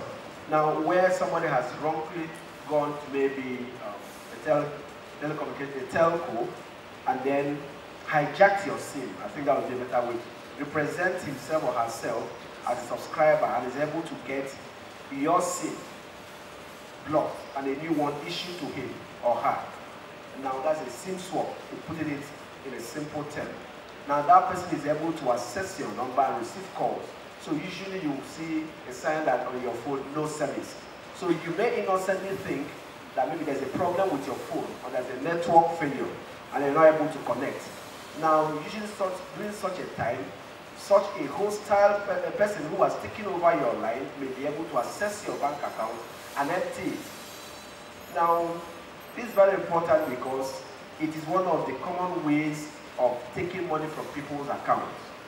Now, the problem arises because when it happens, the subscriber usually sues the telecommunication company. And we have an unfortunate situation where the law enforcement agencies do not think it is their problem.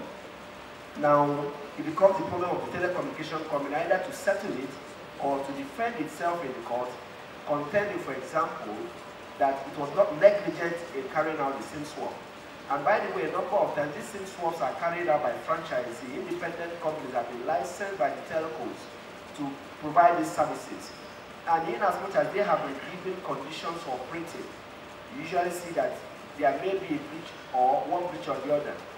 Now, interestingly, before a SIM swap is carried out, you're supposed to provide certain information, name of the subscriber, frequently called numbers, maybe mother's maiden name, date of birth.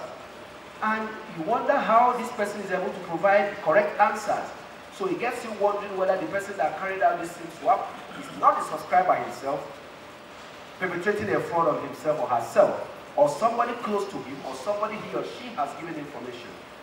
Now, when the legal issues arise, sometimes if a complaint is made to MCC, NCC will write back to the telecom company and say that they should resolve this issue with the customer.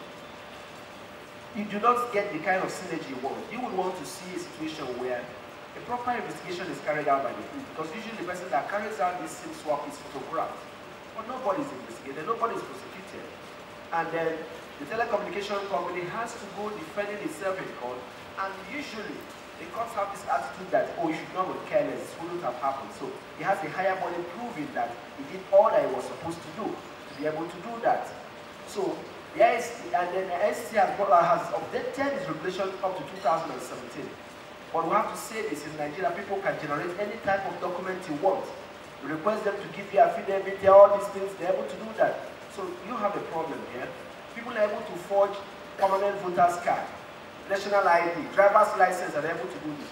And the telcos or their agents or licensees or franchisees have no way of confirming whether these photo IDs lock your SIM, because locking your phone is not enough. Thank you so very much. Thank you very much. Afam, you've touched on a lot of things from SIM swap, data integration, law enforcement, advice on looking your SIM, and training and retraining. I'll just hold on the training angle, and I saved Aja for the last. We conducted a research last year, and we had very interesting insights. Most of the people were engaged, and we asked them questions. They provided clear evidence to the effect that their knowledge of cybersecurity concept, it has a certain height. For instance, they demonstrated above average understanding of what data privacy is. But when you provide practical scenario for them to test if they understand data privacy, you see that there's a gap between their claim of understanding and how they deploy, they use in real practice. Some of them share some of their mobile financial services credentials. Some of them share phones, and a lot of other things that show that they do not have a good understanding of privacy. So there's a gap between perceived awareness and actual awareness in practice. I know you've been training people for a while because you're an HR professional. How do we provide awareness in such a way that this awareness is brought to bear in practical use, specifically to mobile financial services? Thank you very much for that question. Like on the part of the regulators, like we're all aware, they are doing so much in terms of ensuring that the financial services providers, put quite a few things in place. For instance, the Central Bank of Nigeria, they have a department, a whole department dedicated to this issue of, how to ensure that, some of these issues don't come up, and when they come up, what, should be done. But the thing with the, just like you were telling us during your presentation, it's not about maybe you are running fast or trying to, tie your sneakers and all of that. No matter what is done, these things will still continue to happen because it has to do with people. So our own level of acceptance is also another key issue.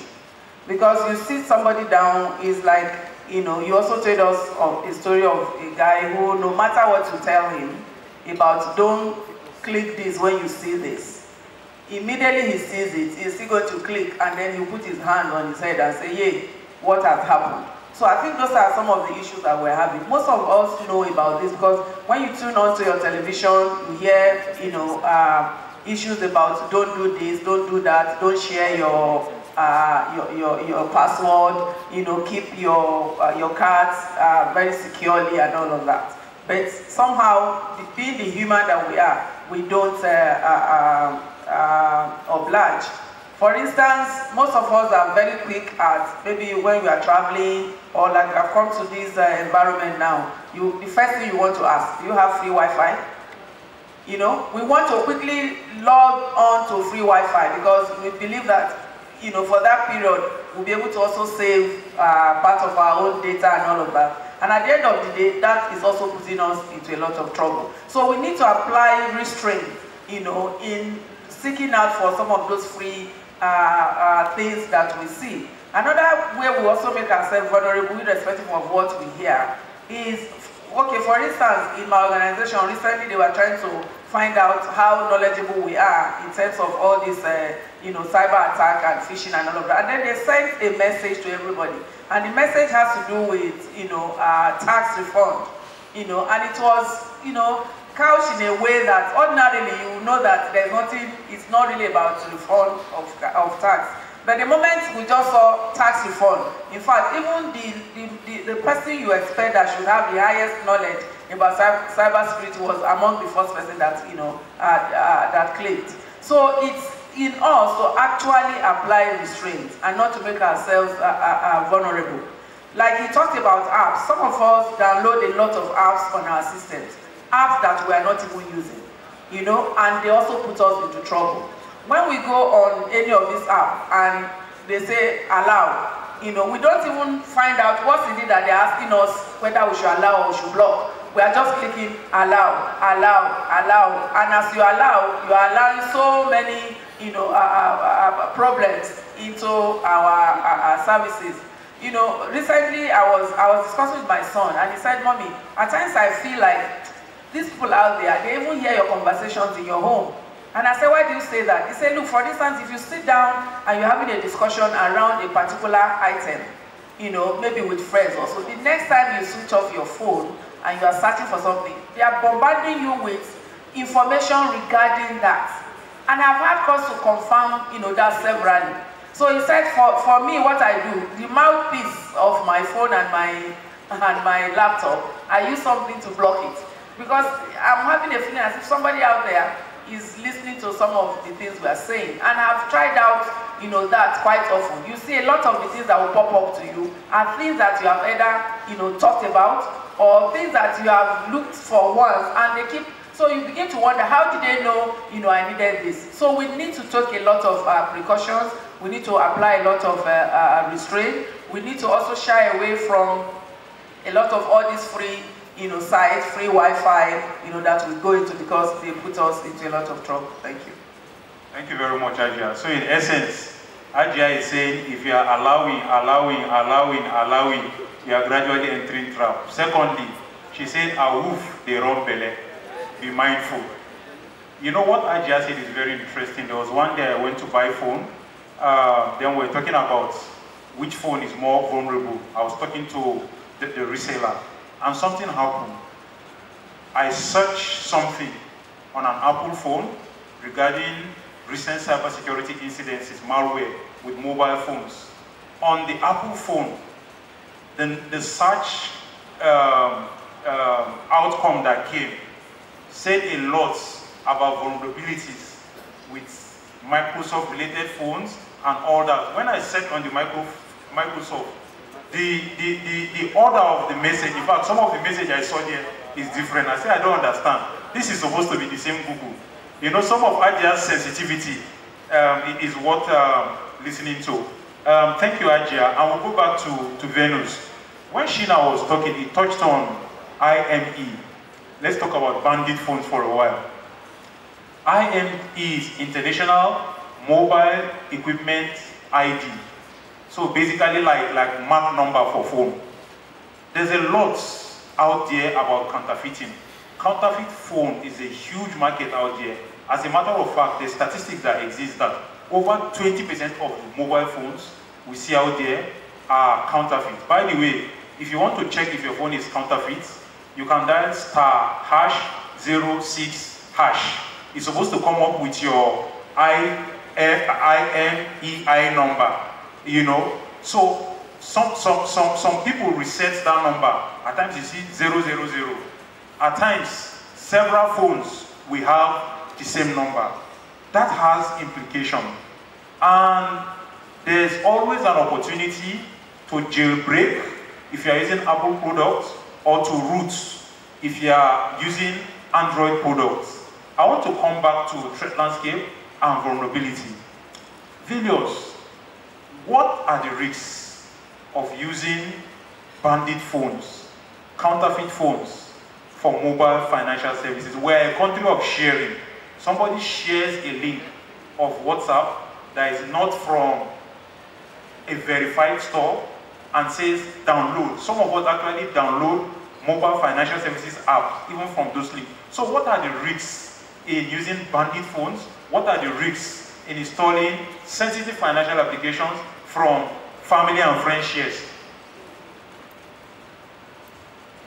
Okay, so regarding bandit phones or this semi-legal or stolen equipment, so it's a matter of time when operators, telcos, will start banning them, so we'll just won't get a service. So it's about the economy and willingness to make sure that we are not up and running. Probably by using itself, it's not a comparatively high risk comparing to the buying cheap phone out of Alibaba, AliExpress. I don't know if you order things from China, at least in Europe we do a lot. And you get in the package, in the phone, you get cheap phone and good quality keyloggers and other things that's already pre-installed for you. I think what I would like you to think of, imagine that you are a software developer and you develop an app, whatever app, and then you want to earn a little bit of money. If you start charging for the app instantly, then many people will not install. Okay, so you need to have alternative way. One way is then upsell premium version. Sometimes it works, sometimes it's not. But at least that's what we usually expect people would do. But there is another side. Me as a developer, I'm going to be approached by many different kind of companies who would say, please put our code in your application. So, you know, I build whatever, a game or etc. for free, like free application. And when I put their particular code, what others pay me as a developer. And then I get revenue for particular uses. That can be, for example, true stories, VPN providers. So suddenly your phone becomes a kind of proxy for other applications. Or, for example, collecting your data or other things. So then you think about how many applications you have installed for free. You have to understand why do you trust them, and that it's no risk whatever information they take. So this is the biggest risk for you using applications. Now the platforms themselves, they try to become better and better. The Android and the iPhone and alternative platforms to restrict other applications to interfere with the data. For example, you have financial application. How do you know that it's not copying or it's not putting some, you know, you transfer some money, but actually it's going to be transferred bigger amount to somebody else? How do you know that it's not overlaying the picture? So operating systems are trying to ensure that it's working, but preferably if you have a device which is important for you financially, I mean for the transaction value or for education value, try to have another phone which is cleaner from what you use with family, with your kids, where it's installed anything. So this is a proper method. Just please remember, in your phone, in these apps, nobody knows what's in there.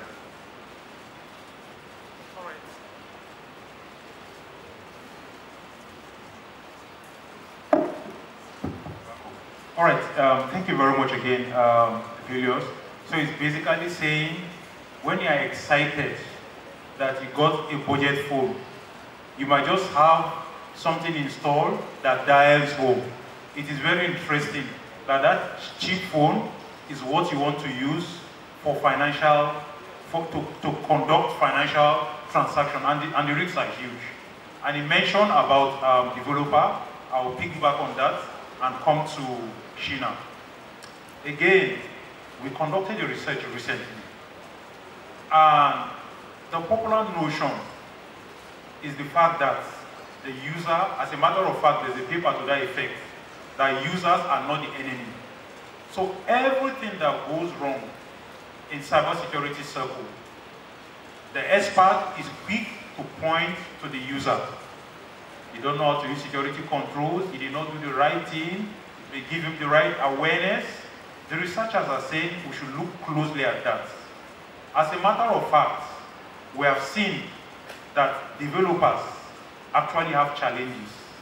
Developers have challenges understanding security control and how to apply them correctly and to protect mobile financial services application. Developers do misconfiguration, and gradually in the value chain of providing important financial apps, we are beginning to adopt the Nigerian building syndrome. By the Nigerian building syndrome, you have an architect, there is the bricklayer, there is the engineer. So once you get one man, he does not care about any other professional. He's the QS, and he can assure you that he will do it. At the end of the day, building will collapse, and we don't know. Unfortunately, that has come to application development for mobile financial services. How do we improve the process of delivering these services in such a way that through the application development process, we do not introduce vulnerability to the life of an innocent user? Thank you. Thank you for that question. From experience, I tried to work as a developer some years back. And what problem I've seen so far in Nigeria is that most companies doesn't want to pay software developers. Software developer doesn't have money to develop their own ideas. Those are two major problems. Software developers have an idea, entrepreneurship idea that, okay, I can provide a solution to this community. It has happened to me personally that I'm looking for a fund to publish an application in 2009, but I couldn't get money. I have the software. I just want to host a server right here and have another server then. Cloud computing is just coming up at that time. But in process of seeking for partners and funds, my application was hijacked. So that is a problem for me because I have idea, I didn't get enough money to publish it. The same thing applies to company. I was contacted recently, a call from a friend, old friend, that, okay, a company is here in Abuja. They want to develop an app like Uber app, and then they need a developer to develop that app. I said, okay, what do you want to offer? He said they need to negotiate anything that comes within short period, either a partner or is going to be a board of member or coming to the business together with them. That's a challenge. One person can never develop an app like Uber app. Apart from the back end, apart from driver's app, customer's app, one person cannot develop it. When I made a search about that, Uber app took about 5,000 job hours before it was ready for publishing. And it took about 8 good developers working on different ends. But a company in Nigeria wants only one software developer to do that. That is a challenge. And that is because the guy will do it. Yes, I taught software developer, I taught many people how to develop software, we taught kids. Yes, they will write the code, they will generate it, it will look the same. For example, someone use Node.js or AngularJS. Maybe use version 1. Later next year, technology improves. AngularJS updates them, and then it comes to maybe AngularJS 3 or 4 or 5. They've developed your software and they've gone. Maintenance lag behind. That one will be there. That's another challenge that those who we are teaching nowadays, we write a code, but they don't know how to do code versioning and to develop code, changing code, and update code. Apart from procedural risk, there is other risk like compromising design. Before you can develop a good software, a company needs to have an architect separately that manage the code, synchronizing them, fashioning it, and then know the software lifecycle, how everything runs and work together from phase to phase. Young guy that just finished software technology course, just come now, develop a software for you, and it can never be a man's work for today's technology. And anybody that is developing a software needs to put security in mind. A phone has 3 OS, I'm referring to failures. But what make Google or what make Microsoft not to build OS into security OS? Of course, this phone, all of us that are using sophisticated phone here, when you are installing it or updating for the very first time, it tells you that you want to encrypt your storage. That's the first thing we're supposed to do. Security is supposed to be at every phase of development. If it's not, then nothing will be secure forever. It will open to everybody. If they build that robust application and then they integrate security at every phase of development, and then there are people to check, test with sufficient time, I think we have a better future in Nigeria. Thank you. Thank you very much. Okay, viewers would like to. So, please remember when Stephen was showing here his presentation, there are many parties involved in financial services. So it's a shortening of a true story from my own country. So there was one company who wanted to build an app. Okay, as you heard, it takes a lot of hours to build one, and then if you multiply hour rate by how many hours, you know how much application might cost you. The challenge was to have somebody who would, if you have 6 parties involved, because they're back-end, they're front-end, there's a website integration, there's a payment gateway, there's another gateway, there's other things. So how to have a register of all the potential technical risks happening. So what can go wrong between this part and this party, this party and this party, when we develop our own parts. So that's my suggestion is if you yourself get ever touching to these new modern applications, think who would be this technical guy running through all the worst scenarios and then checking off what we're not going to happen because everybody understands these interactions. At the end of the day, I was in that role as an external person. Then the application was created. Then we did the check, and then people were fired because they mismanaged the project technical thing from the customer, those who were building application. And then it was delay of 1 year to put additional security for it to work well. So these are real case scenarios, what will happen for you if you do not make it right. So the proper design, as you mentioned, but the design is by imagining worst case scenarios by technical people who understand. If you don't encrypt that, if it's replicable by another phone, if you can clone, then you can clone, credit card data or other things. So please pay attention. Thank you very much. And interesting, this research I spoke about is a feedback from about 22 developers in 4 continents, not just Nigeria. It's interesting that they're expressing and facing the same challenge. And from the feedback I get, it's interesting that the solution does not just rest in one place. For instance, Apple, I think from iOS 9, they increase the login PIN of the OS from 4 digits to 6 digits. What that does is, from 10,000 attempts to crack it, you might need up to 1 million attempts. And it has increased from 4 days to 400 days.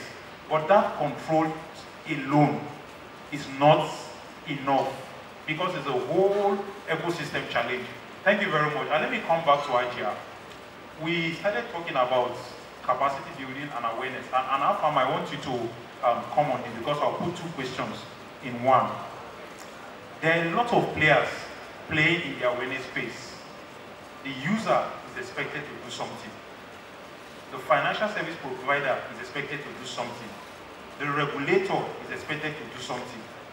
How should everyone do something in such a way that awareness level in mobile financial usage increases For instance, and why I said AFAM is, all these things that we're saying, the legal profession is a very important part in consumer redress.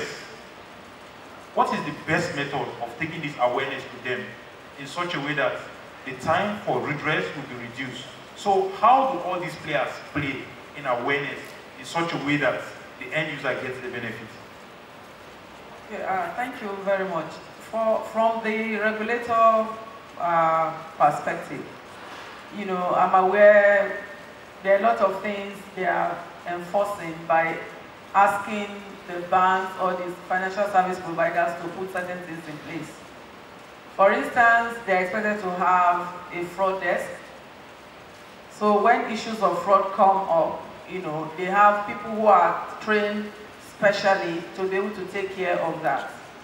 In my own view and in my own opinion, it's not enough to say I have regulated and I have said that banks should have a fraud desk. You discover that most of the banks don't comply.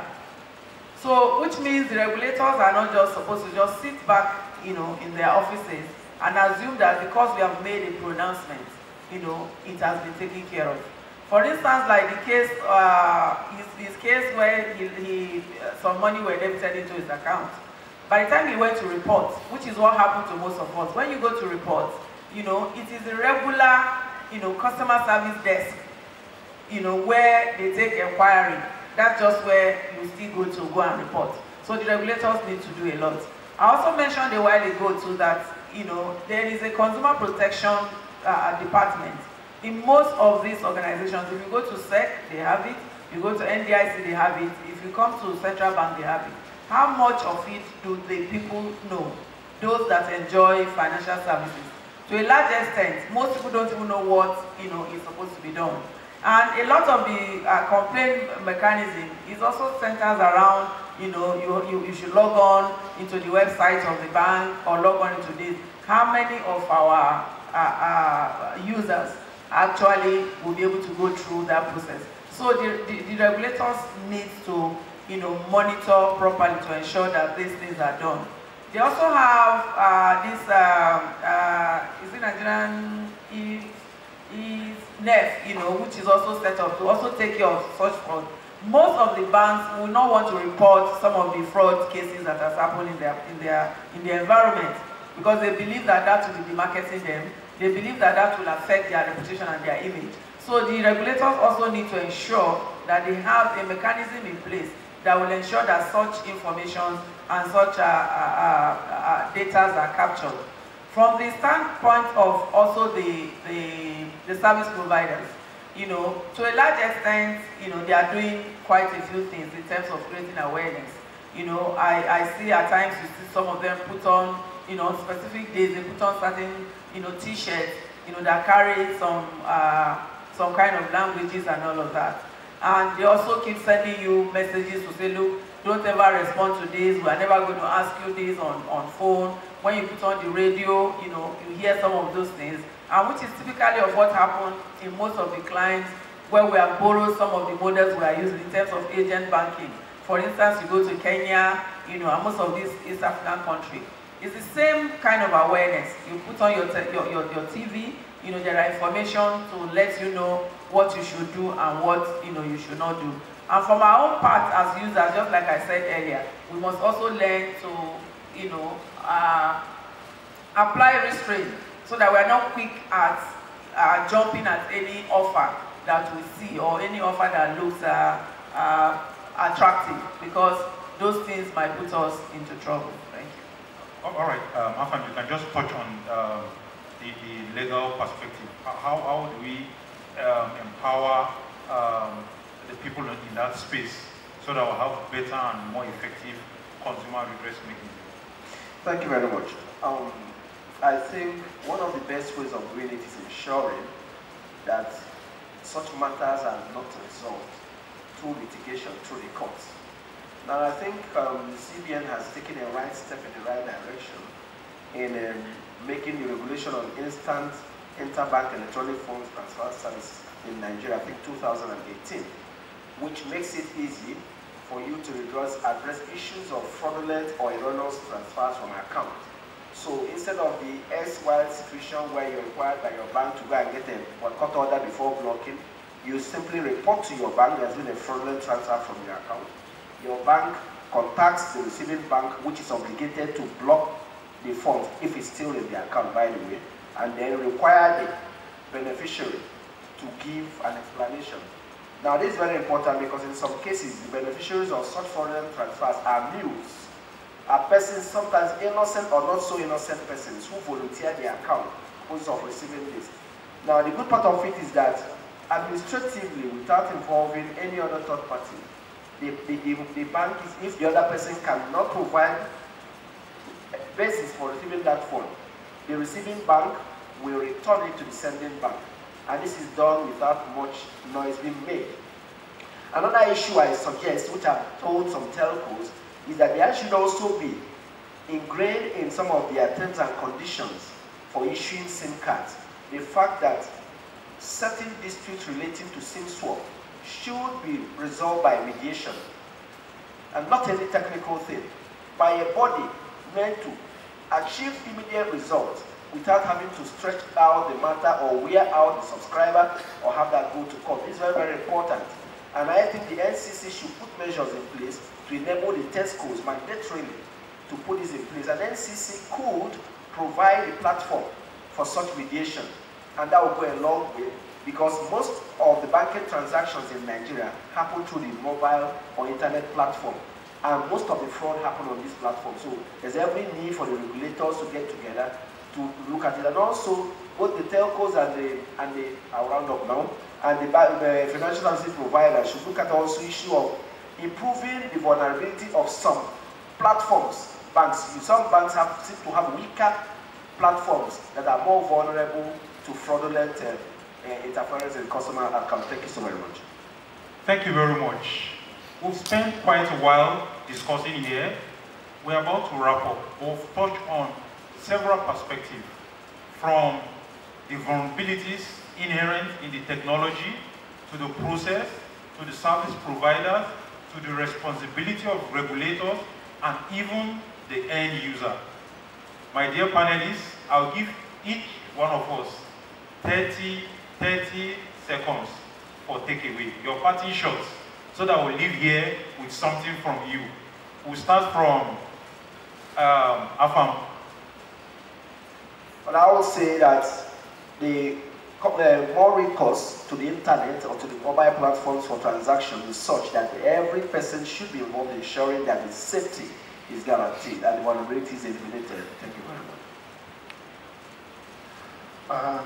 When we think and dream about the new technologies coming fast and fast on us, we need to understand that we have to be fast and faster learning how to deal with them. Because if more modern knives are going to be on our hands, we have to think about how to ensure we understand how to work with them. Then it's full darkness, because cyberspace is dark. We have no visibility in that. To every risk, to every problem, there is always a solution. Keep your phone updated. Make sure that you are security conscious whenever you use any of your devices. And I believe that you will enjoy benefits of technology, not aside. Thank you. Okay, I'll just follow in same line, because everybody here is also a user.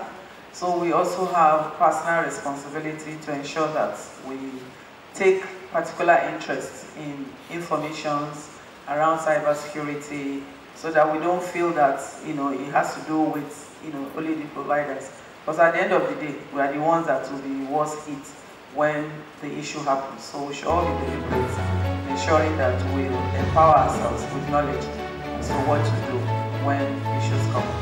Thank you. Thank you very much. And ladies and gentlemen, here you have it from the experts. I want to thank each and every panelist for a very engaging session here. And thank you very much everyone once again for listening. I hope from here, our financial behavior from our mobile will be a bit different from the insight we got from this part of the world. Thank you very much.